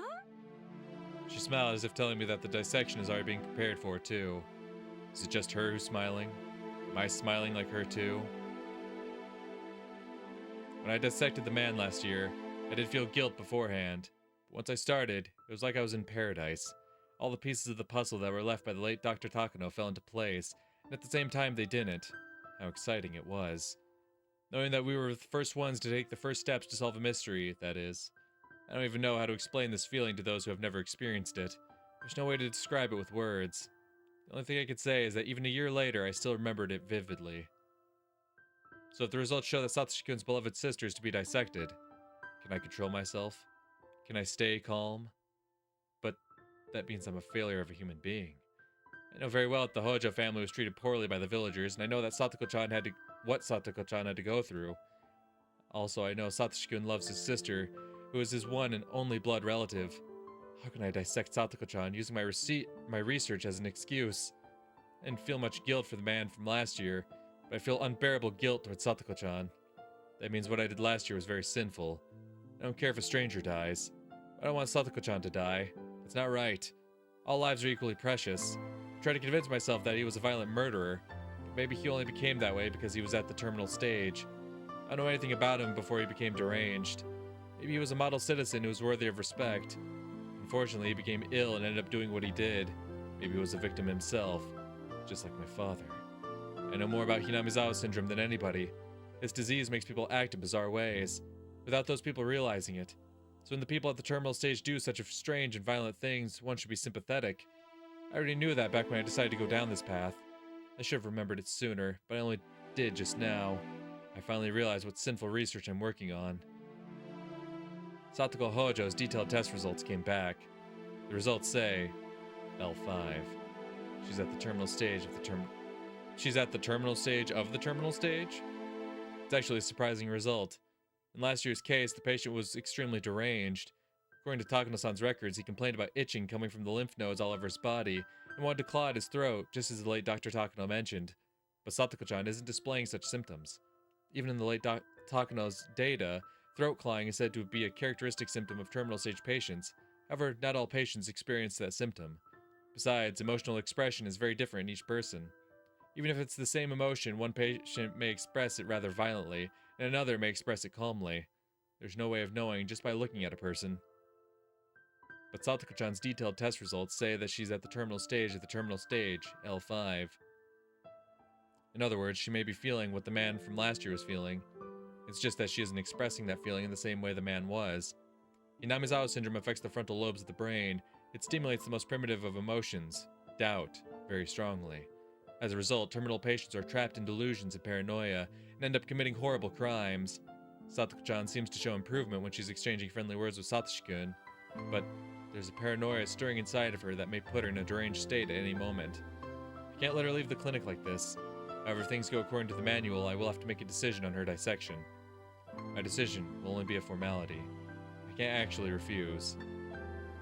Takano-san appears to be already working on the dissection schedule. That plan will then come to me. Would I feel the same way while dissecting Satoko-chan? Would I be able to experience that trance once again? No.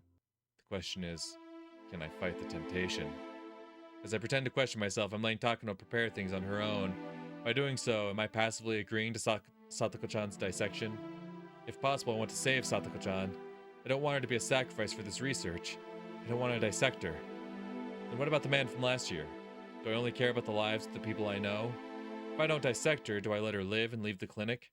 Do I simply wait for her to become deranged and commit a horrible crime? And then she'll end up here, just like the man from last year, and I'll end up dissecting her anyway. The man from last year was dissected alive and kept that way for several months. With his skull left open, he wasn't allowed to die for several months. He was kept alive just for our cruel experiments. I don't want to do that to her. I don't know what to do. Even debating and agonizing over it is leading toward consent to her dissection by elimination. Hmm.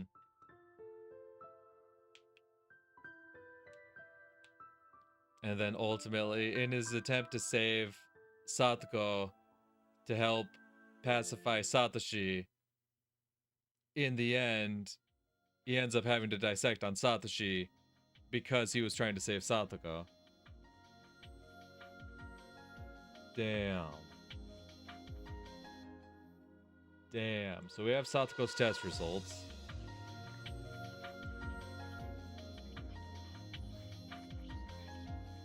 I don't know if we entirely have the discontinuation yet, so we won't jump to it yet.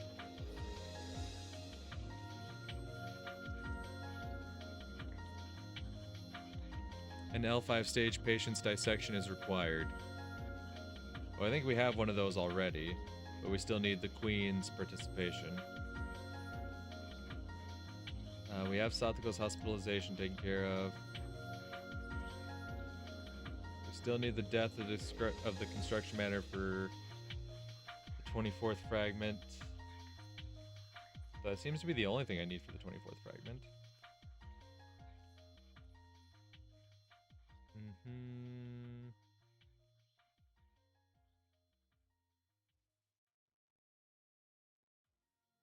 Okay, let's check the 24th fragment. That would be on page 3, last one. Yep, the old guy. Alright, old guy.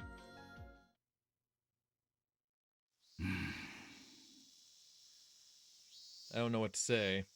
I want to say something, but I can't think of the right words. I can only sigh. Ah, 大石さん、探したんすよ。課長から手配写真の。静かにせい。ここは騒ぐ部屋ではないぞ。As Kumagai barged into the room, the old coroner quickly snapped back at him. すみません。ですね。課長が容疑者の手配写真について。ああ、それ小宮山君に相談してくれませんか。ちょいと私じい様と話が。すぐに上がりますと上に言っといてください。あ、わかりました。Kumagai ran out of the autopsy room with the same haste he entered in. 賑やかな男だの。おやっさんだったらやかましいって言って。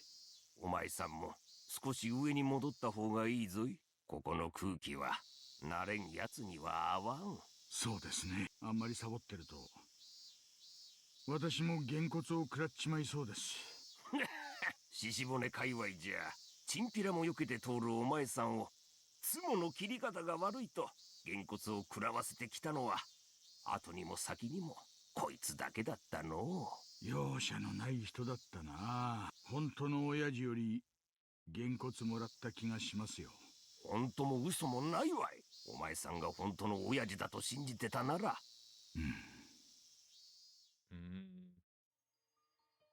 My real father passed away in Nagoya. He was unlucky. If he wasn't given the order to move to a plant in Nagoya, he wouldn't have died in an air raid.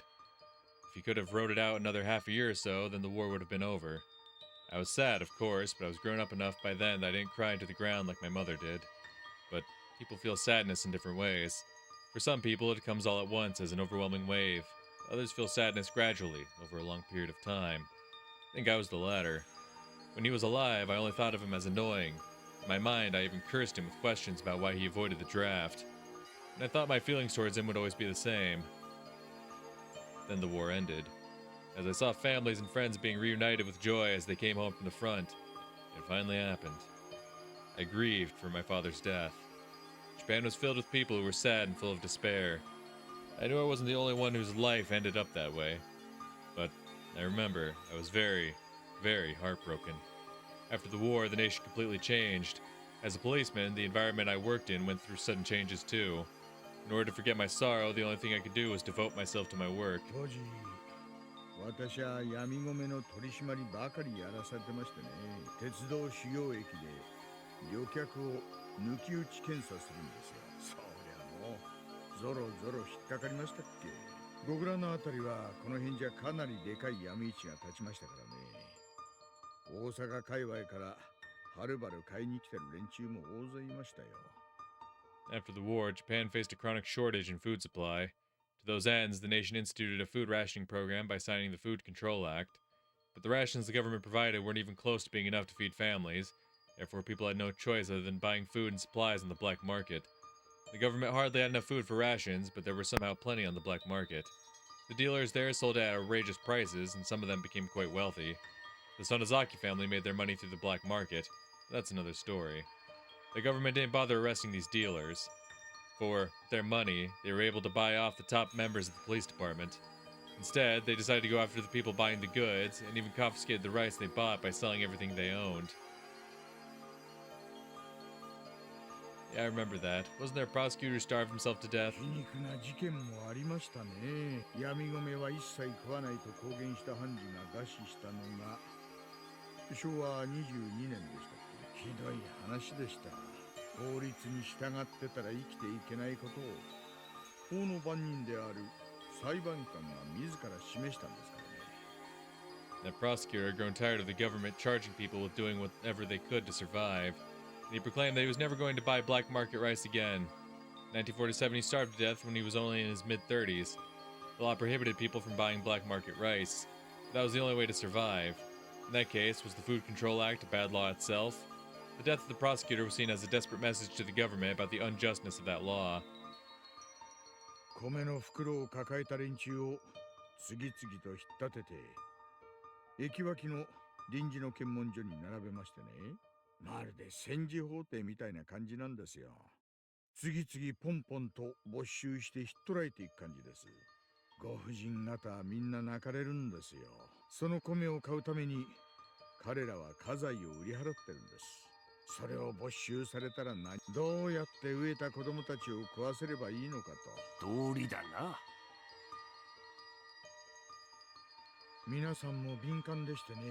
駅で検問があるかもしれないと察知すると、そういう連中も逃さんと、私たちは駅近くの飛び降りの名所に重点的に警官を配備しまして、何十キロもある米袋を抱えたご婦人をよく追っかけましたっけ。 That was when I first met the old man. いやー、驚きましたよ。私の親父にね、あまりにもそっくりだったんですよ。私はね、てっきり親父は名古屋の空襲を奇跡的に生き延びて帰ってきてくれたんじゃないかって本気で思いましたよ。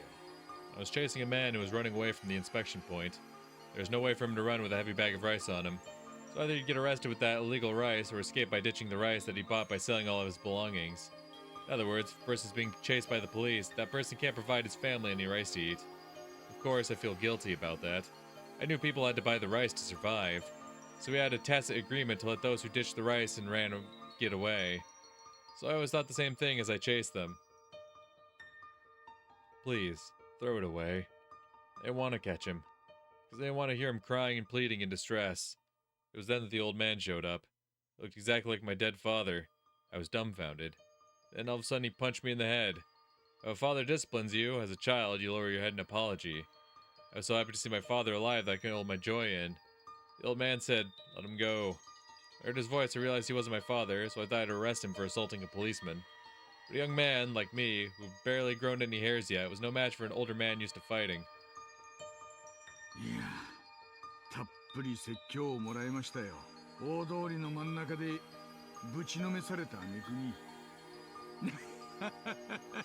普通に考えたらそんなのに耳なんか傾けないですよね。でもあの時の私はどうしてもおやっさんが親父に見えちゃっておとなしく言うことに耳を傾けることしかできなかった。まあそこで小づいただけじゃなく男の器量もきっちりと見せられたのが今時じゃすっかり珍しくなっちまった古き良き時代の生き残りじゃった。 Despite my age, I still needed a father. I needed someone to look up to and to show me what makes a man a man. When I think about it, I really did have two fathers. The old man was a father, a brother, my best friend. But now here he lies with his head, body, arms, and legs all dismembered, and his right arm hasn't been found. He taught me how to be a man, how to enjoy alcohol, how to play mahjong, and with that right arm, he gave me a good beating when I did something wrong. But that right arm is still missing. 星の目星はねえ、もちろんついています。おやつさんの右腕ももちろん取り返しますし、この借りもきっちり返します。They're running Hinamizawa from the shadows and inciting this collective crime they call the dam protests. The Sonozaki family. I declare war within myself. I already know who my enemy is.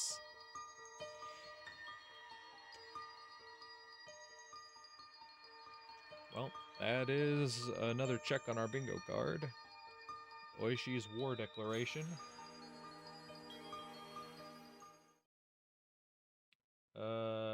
Which number was that? That was 24? 24. All right, because that was also part of the death of the construction manager, right? Yeah.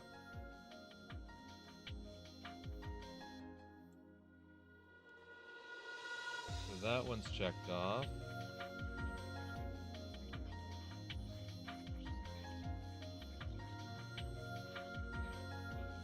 Let me go hit number 40, which would be on page 5, very last one. Yep, the conflict. Okay, introduction of Rika. Gotcha. Let's meet Rika. I ran into Satoko while on my way to the grocery store for my mother. Satoko said she was going there too, so we decided to go together. Well, there's another check on the bingo sheet. After exchanging our shopping lists, it became easy to guess what the other family would be having for dinner. Satoko's family is having grilled fish and cooked vegetables. We're having Salisbury steak. あら、ハンバーグとは羨ましいですわね。私、魚はともかく煮物というのがちょっと怖いんですのよ。先日買ったかぼちゃがまだだいぶ残ってるみたいなんですもん。きっと今夜もかぼちゃの煮物三昧なの。かわいそかわいそなのです。あらかじめかぼちゃが出てくると分かっているのも憂鬱でございますわね。はあ、突然かぼちゃを出されても怒るくせに贅沢なさとこなのです。リカにだって少しは嫌いな食べ物があるはずですわ。そういえばリカ、大福とかシュークリームとか甘いものが嫌いだったんではございませんこと。別に嫌いではないのです。Yeah, it's not that she doesn't like those things, she just avoids them to punish 意地 the 悪で other 食 one. べないだけなのですよ。Yeah. 食べる気なら何個でも食べられちゃいますのです。パンプキンパイだって美味しくいただけますのですよ。ミパーリカだけ好き嫌いがないなんてずるいですわ。Conversations like this are how I have fun. Satoko is my best friend. I usually don't like grocery shopping, but if I'm with Satoko, I can make it into an enjoyable evening stroll. Near the supermarket, there's grocers and other shops, forming a little shopping district. The grocery store is busy this time of day. All the housewives in Yamazawa gather here to shop. Since Satoko and I have different things to buy, we decided to do our shopping separately. いらっしゃいいらっしゃい。おや、リカちゃま、お買い物かい？えらいね。ミパー、僕はお買い物ができる偉い子なのです。そうかそうか、リカちゃまは偉いな。ほら、偉い子のご褒美にこれをあげよう。 There were several candies for the owner's occasional asthma attack inside a sieve full of change hanging in the storefront. I picked out a sweet from there and gave it to me. It is my favorite flavor, strawberry milk. Another check on the bingo sheet. Put it in my pocket so I can brag about it to Satoko later. I get a lot of fun out of teasing Satoko and making her jealous. She always overreacts, so I never get bored when I'm with her. おや、リカちゃまのところは今日は何だい？豚のひき肉だと。ハンバーグなのですよ。お花の形の目玉焼きを乗っけてケチャップでお絵かきをする。それはいいね。 I enjoyed that conversation while filling my shopping basket. But then I overheard some women whispering. They're talking about something that's a little harsh. They're talking about Satoko. How long do those village traders plan to stay here? They should just leave. They don't even have the guts to go shopping themselves and make their daughter do it instead. The women went on and on. Ever since the Hojo family and the Sonozaki family got into a huge fight at the explanatory meeting for the dam project, the Hojo family has been ostracized within the village. At first, there were a significant number of families in favor of leaving the Hojos, but the main branch of the Sonozakis led a push to completely solidify the village's opinion, and as that tone of unified resistance grew stronger, the pro-evacuation families steadily grew quiet. The public harassment led by the Sonozakis and Kimiyoshis, two of the three families with powerful influence on the village, also played an effect too. The Sonozaki family made the Hojo family into an example to ensure there would be no more pro-evacuation supporters. The ancestors of the village have lived here for generations, and the villagers also knew that they themselves will be buried in this village, so this harassment put a lot of pressure on them. Who was it that agreed to make the Hojo family the leader of the pro-evacuation group at the explanatory meeting? Those same people no longer said anything. They even joined in on harassing the Hojo family. The harassment they faced then became pressure from the entire village. The Hojo family is hardly wealthy. They haven't paid the town council fees in a long time. When things were peaceful, nobody said anything about it. But now that the wind was blowing a different way, the Hojo family was asked to pay off all of their late council fees immediately. It wasn't an amount they could afford, but the Hojos recognized a fight was being picked with them, and they responded to it. And so the Hojo family quit the town council. But that only played right into the village's evil plan. Making an enemy of the town council meant facing vicious harassment. For example, the place the Hojos dumped their trash was a provisional dumping site established by the town council and the waste management department. Under the council agreement, only council members could use it. Ever since that day, the Hojo family quit the village council. Their trash bags were returned to their front door. Furthermore, all the bags were torn. On top of that, a sign that went up on the hedge road near the Hojo family. It said private road, no trespassing. Only council members permitted. A stubborn old man stood and guarded the road, saying that he would not let any of the Hojo family members pass through. Private road is private property opened up to the public, so it looked just like a normal road. However, as private property, the owner can forbid anyone else to pass through whenever they like. More and more, the village piled on vicious harassment. The fear of antagonism spread through the entire village. People became afraid that if they supported the Hojo family, they'd go through the same thing. This has made the Hojo family even more isolated. The grown-ups haven't told their kids about what's going on, so Satoko isn't harassed in any way at school. It wasn't hard to imagine she probably spent her days feeling so anxious she could hardly breathe. Even the women we're whispering in here aren't saying anything directly to Satoko. But it's not like she doesn't notice their muttering and the cold stares. When did this village become so cold towards her? As her best friend, it's very sad for me. Satoko's shopping experience is nothing like mine. When I say hello or buy things, I usually get treats or a discount. That doesn't happen to Satoko. On the contrary, she's served last on purpose, and sometimes shop owners even pretend they don't hear her. Obviously, people don't want to have anything to do with her. Satoko had been weaving through the housewives crowding the shop, telling the fishmonger what she wanted, but she kept getting ignored. She decided to keep her smile and pretend she doesn't mind, but I know. It was far too painful for her to endure. At that point, Satoko dropped her coins on the ground. Maybe her finger got stuck on something when she was trying to put the change back into her wallet. I ran through the crowd to help her pick them up, but as I did, I noticed something. Satoko dropped a lot of coins and is struggling to pick all of them up. Nobody's helping her. It's not just that, it's almost like they're acting like they don't even see her there. Satoko isn't expecting anyone to help her since she's the one who dropped them. But, there are so many people around. Not even one is trying to aid her. サトコ、僕も大丈夫ですわよ、リカ。 That reaction is all I need to tell how hurt she is. Furthermore, when I started to help Satoko, other housewives started to pick up the coins too. As if it's the natural thing to do. So they can only help if a shrine maiden of the Huride family does. If I didn't help, they would have disregarded her completely. And the fact that other people helped only because I did hurts Satoko even more. Grab the coins from the housewives without thanking them. I'd rather spit at them than do that. ありがとう、リカ。皆さん。 If she didn't thank them, people would talk about that too. Satoko forced out her words of gratitude. The housewives looked down at her with blank expressions. I can't stand this. I can't stand what Satoko is going through right now. お買い物が終わりましたら行きましょうです。ええ。 I grabbed Satoko's arm and pulled her away. I was frustrated, sad, and bitter. What has Satoko done? Reality is just too cruel. Everyone loves me, but can I share that love with Satoko? Satoko must be wondering why people treat me so differently. I shouldn't come shopping with her. Or rather, I should have done her shopping instead. サトコ。なんですの？風にをばらまいてしまう。なので、これはサトコへの残念賞なのですよ。 I wanted to at least ease her pain a bit, so I pulled out the strawberry milk candy I just received.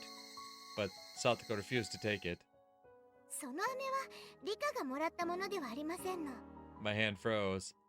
She saw me getting this candy. 渡した人だって。だから、私が食べたら失礼ですわよ。 Satoko turned her back on me and kept walking. Without even saying goodbye, she continued on to her house with the shopping bags in her hands. I only wanted to ease her pain, but I ended up rubbing salt in her wound. How can I call myself her best friend?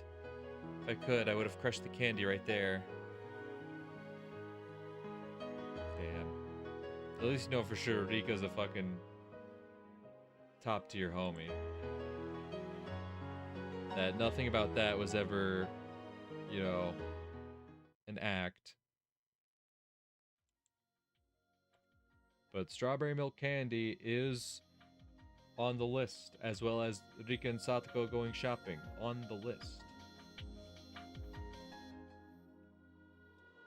So it looks like next we should try number 38. So wait, that gets rid of... Yep, conflict on fragment 40. So we have that taken care of. Boom. Take that off the list. So yeah, this is 40, this is 38. Ah, Mion. Hell yeah. Let's get Mion in here. Mion-san, your friend is here. I heard the housekeeper's voice. Our house and the front yard are huge, so unlike normal houses, ringing a doorbell or yelling my name repeatedly, asking to play won't work. あ、はいはい。ありがとうございます。どなたです？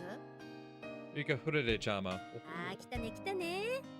バッチャにリカちゃまが来たって伝えてもらえます？多分あっちの縁側にいると思います。私はスイカを引き上げてきますね。Watermelon. That's on the bingo list. Granny received many beautiful watermelons from somebody, so she wanted to share. I just called the Furede house a short time ago, and Rika-chan is here to pick one up. Did she come on her bicycle? I can't remember if it has a big enough basket. I pulled the watermelon from the well while thinking about that. The cold water in the well has refrigerated the watermelon, and the condensation makes it look delicious. 3 members of the Furede family will enjoy it for at least 2 nights. お持ち帰りだったのですか？僕はあれ？おじさんそう言わなかったっけ？ Priest answered the phone. I thought I told him to come pick it up. Maybe I wasn't clear enough, or maybe he misunderstood me completely. But she's here to eat the watermelon, not take it home. Hell yeah, that's my goat. Besides, small basket on Rika-chan's bicycle won't hold the watermelon, and it's too dangerous for her to ride while holding it in her hands. ミオン、お前リカちゃまんちまで超持ってたらな。スイカ片手な自転車なんこがれんて。みー、僕だってスイカ。あ、危な危な危な。リカちゃまに何かあったらお社様に申し訳立たんね。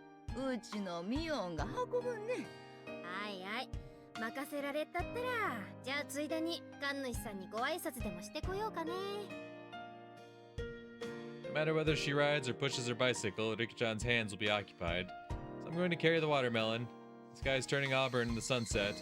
Cool breeze feels good on my sandaled feet. The plastic bag I'm carrying contains the watermelon, and also some small bags of rock candy. Rock candy is on the list.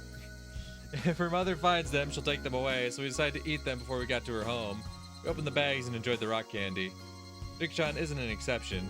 Whenever kids from our neighborhood come to our house for errands, Granny gives them some treats. Actually, that's a pretty common rule here in Hinamizawa. It's funny, but sometimes when parents aren't watching, siblings will fight over who gets to take the circular notice next to the house over. So these bags of rock candy are like tips for them. Of course, she doesn't normally give out this much. Usually just a little piece of it. Granny's being extra nice to Rika-chama. 僕だけこんなにいろいろお駄賃をもら別に気にすること。お駄賃は好意みたいなもんなんだもん。変に断るよりは子供らしくありがとうって言って笑顔を見せる方がよっぽどいいと思うけどね。みーはお駄賃をよくもらいますですか？昔はね。でもさすがにこの年になったらもらわなくなったな。今もらうとなんだか子供扱いされてるみたいでかえってカチンとくるかな。僕は子供扱いなのです。もらえるうちにもらっとけばいい。私くらいになれば欲しくてももらえなくなるんだからさ。As we talked about ordinary things, I noticed that Rika-chan seemed a little どう sad. したの？ Yeah, about people giving out candy, but no one ever gives Satoko candy. 僕はお買い物に行ってさとこは一緒に行ってももらえませんです。 I can think of so many reasons why. Not only Satoko, but everyone in the Hojo family is being treated poorly in Hinamizawa. And the Sonozaki family are the ones who instigated that. The 2 dam supporters have died in an accident already, but the malice against the Hojo family is still going. It's directed against Satoko and Satoshi, their children, and the aunt and uncle who are taking care of them. The big fight between the Hojo family and the Sonozaki family at the explanatory meeting started all this. But that was the Hojo couple, and it shouldn't have anything to do with the children, their aunt and uncle. The idea that the Hojo family are traitors evolved on its own, therefore anyone bearing the Hojo name is to be treated poorly. The aunt and uncle weren't dam supporters, so over time the attacks towards them should have stopped. But they're rather odd, and they keep having trouble with their neighbors. They don't follow the community rules, they don't do their community duties, and they spray pesticide while their neighbor's laundry is still hanging outside. They often get into fights with the other villagers. They'd be hated even without the dam. Therefore, the Hojo family continues to be treated poorly. But none of that should have anything to do with Satoko and Satoshi. Satoko and Satoshi are often depressed at school. I tried to leave the conflict between the two families aside, but I wonder how they really feel about that. From their point of view, I'm just another member of the family that keeps harassing them. せめて学校にはそんな雰囲気を持ち込ませたくない。だから私はそういう風に振る舞ってるつもりだよ。それを学校の中だけでなく外にも広げるにはどうしたらいいのですか? That'd be pretty difficult. The Hojo family made enemies of the three families. They were branded as traitors, and that's still considered the truth. It wouldn't mean anything if one person suggested an end to the hostilities just because the events around the dam are history now. On the contrary, that would just put them in the same position. Unfortunately for Satoko and Satoshi, the only thing they can do is to wait patiently until the issue withers away. All I can do for them is provide an oasis until that day comes. では、聡子たちはいつまで耐え忍べばいいのですか? わかんない。ダム戦争は数年に及んだ。その時に押された烙印を払拭するんだから。それはつまり、聡子たちが大人になるまで、聡子が子供のうちはずっと村中から冷たい目で見られていろという。それはあまりにも辛いね。みー、僕たちは聡子やサトシの仲間なのですよね。そうだよ。私にとってだって仲間だよ。なら、僕たちの仲間を救うために僕たちに何かできることはないのでしょうか? 私たちに何ができるんだろうね。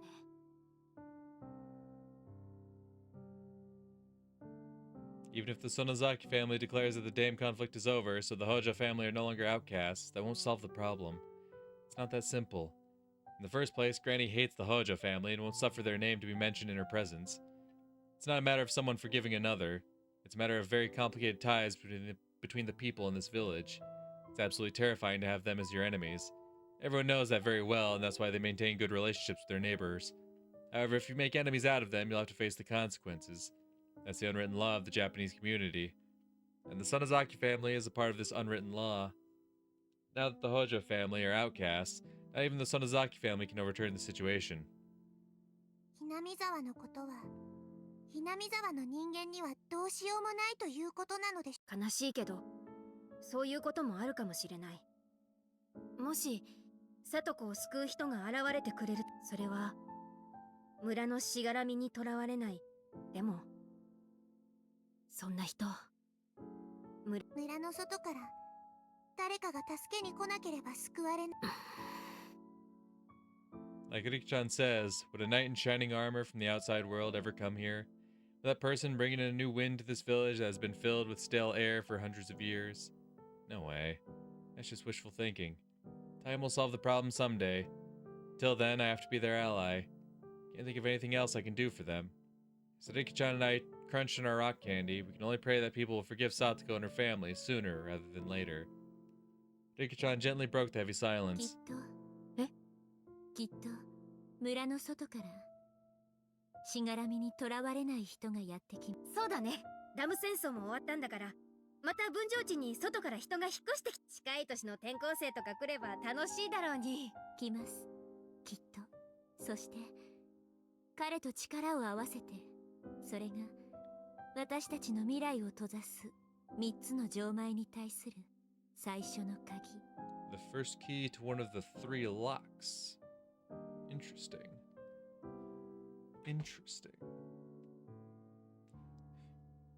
Very interesting phrasing there. 何それ? なんかの小説? Riki-chan says some odd things sometimes. When she talks that way, she seems so mature. I even start to doubt she's really younger than I am. The unreasonable antagonism towards the Hojo family. Will there really be someone from the outside who will shatter our old traditions? Nah. I don't see that happening. Very unlikely. No way. But that takes care of the strawberry milk candy fragment. But we did get the Sonozaki watermelon requirement. And the rock candy treat requirement. Time is it? I think we got time to witness one more fragment. So let's go to 34, which would be on page 4. No, this would be 32, so it's still on page 5. 34. Oh no, we still need the Ryuga family move. Okay, never mind. We can't do 34 quite yet. We're missing pieces. Gotcha. What was the other one I unlocked? 28. So that would be here. Yep, Satoko's detailed test results and the rock candy treat. The suffering of a big brother.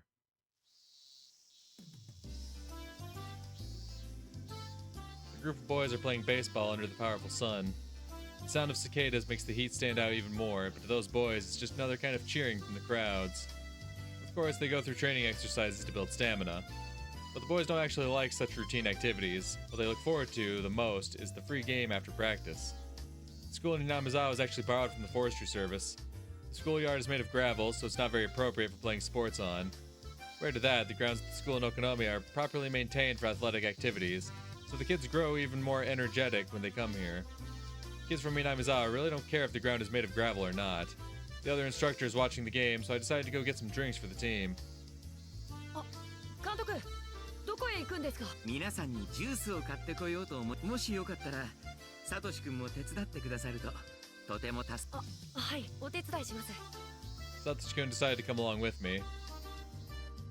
Sometimes kids don't like what grown-ups choose, so I'm glad he agreed to help. Satoshi-kun and I got in the car and headed to the grocery store nearby. 監督、サトコの具合はどうなん？ええ、経過は良好ですよ。本当にゆっくりとですが、サトコちゃんの心の傷も癒えてきています。もう少しだけ安静にしてあげた方がいいでしょう。 It's natural for Satoshi-kun to be worried. Satoko-chan has been in the hospital for over 2 weeks.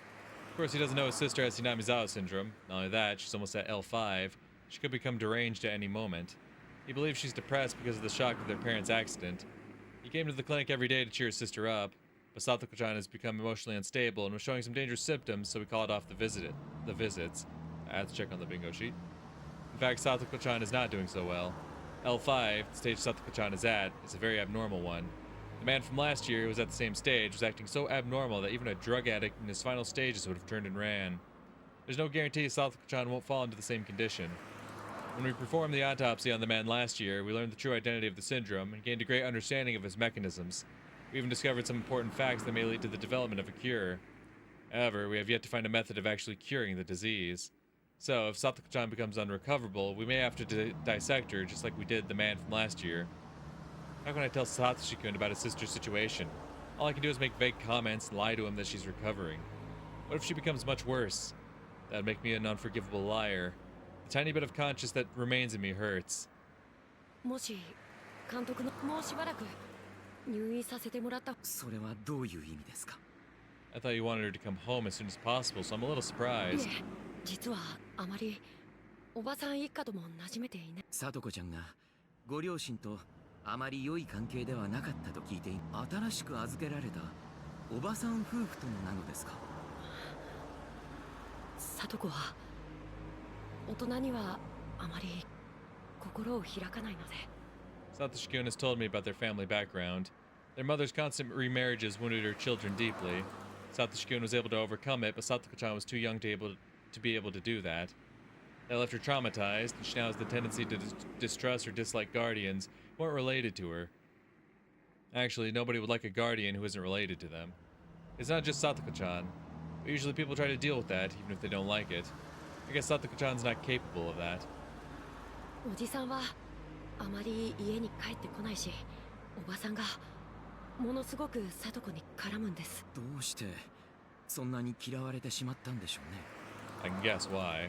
Satoko-chan's parents were dam proponents, and because of that, the villagers considered their aunt and uncle part of the Hojo family and ostracized them as such. Moreover, they passed away suddenly in an accident and left 2 children behind, so I guess there would be more hate there than gratitude. If she had been obedient like Satoshi-kun, everything would be fine. But Satoko-chan can't be that way. She knows that in her attitude and expressions, which leads to her aunt,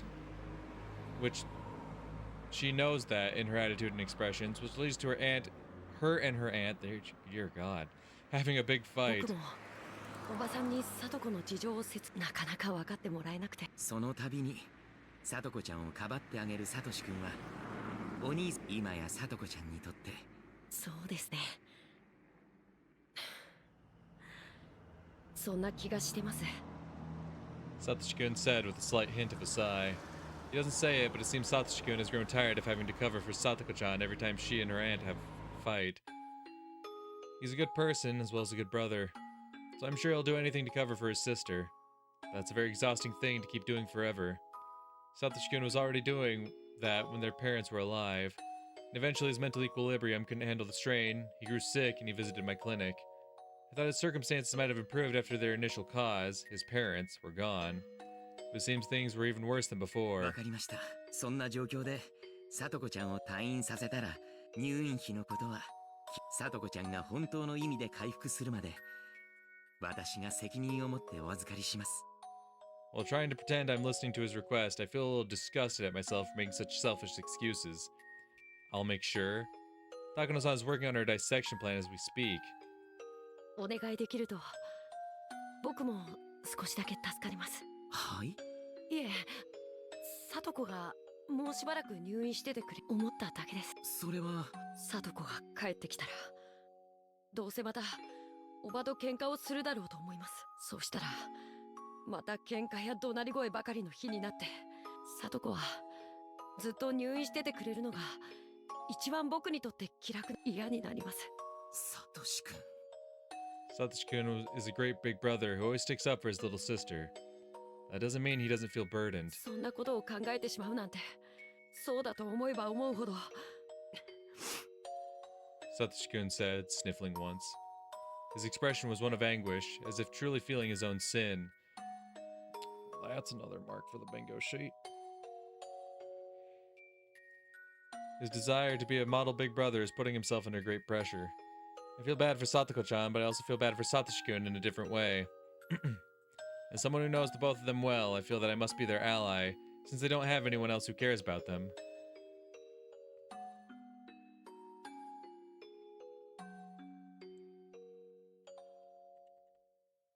Okay, so that's there, but also Satoko refusing clinic visits.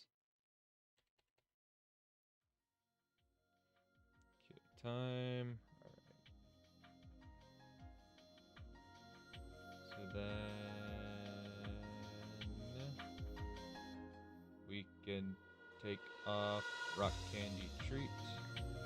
That one has been checked. Okay. That looks like it just opened up a new one for me there in number 14. Yeah, Satoshi, the sister must refuse his visit to the clinic and his sense of responsibility. So the accident at Shirakawa Park, which the truth of the accident is one of our requirements. Unfortunately, this does take me to a save menu, right? Save and load, thank God.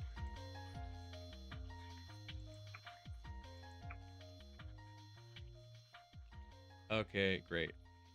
Unfortunately, I do have to wrap it up there for today, but I am enjoying this. I am really actually enjoying this as like the end, right? Where you truly see everything bit by bit and you see it from like this outside perspective, right? You're not seeing things from someone else's perspective or, well, I mean, no, you do see things from other people's perspectives, right? You do kind of see like Irie's point of view and whatnot, but like the times where you see things from like Hanyu's perspective, right? And you just see things for like truly how they happened is very interesting. Well, I mean, sometimes you also see the truth from someone else's point of view because they're not involved in the actual incident. It's very interesting like watching the truth of the story unfold because we've heard so many perspectives on these things, right? And it genuinely wasn't until this final chapter that I even considered that Satoko was the one who took out her parents, that pushed them off the deck. But then like you see that one introduction where she talks about it and it's like, okay, no, that where she talks about like, I'm gonna get them before they get me. I'm sure if I were at the edge of a cliff, they'd push me off. So it's like that pretty much spells out what happened. So already, and like until now, we didn't really know the extent of what Oishi's relationship was with the damn foreman. We knew like they were friends, but like we didn't know how deep it goes. So it's like, I'm enjoying seeing these little pieces bit by bit. And like how you see the requirements of like what you need to see before you go into this one. It's very nice. I like it. I like it. I'm really enjoying this final section. It's definitely a bit different having like pretty much all these puzzle pieces all spread out in a mess and you're just slowly piecing them one after another, you know.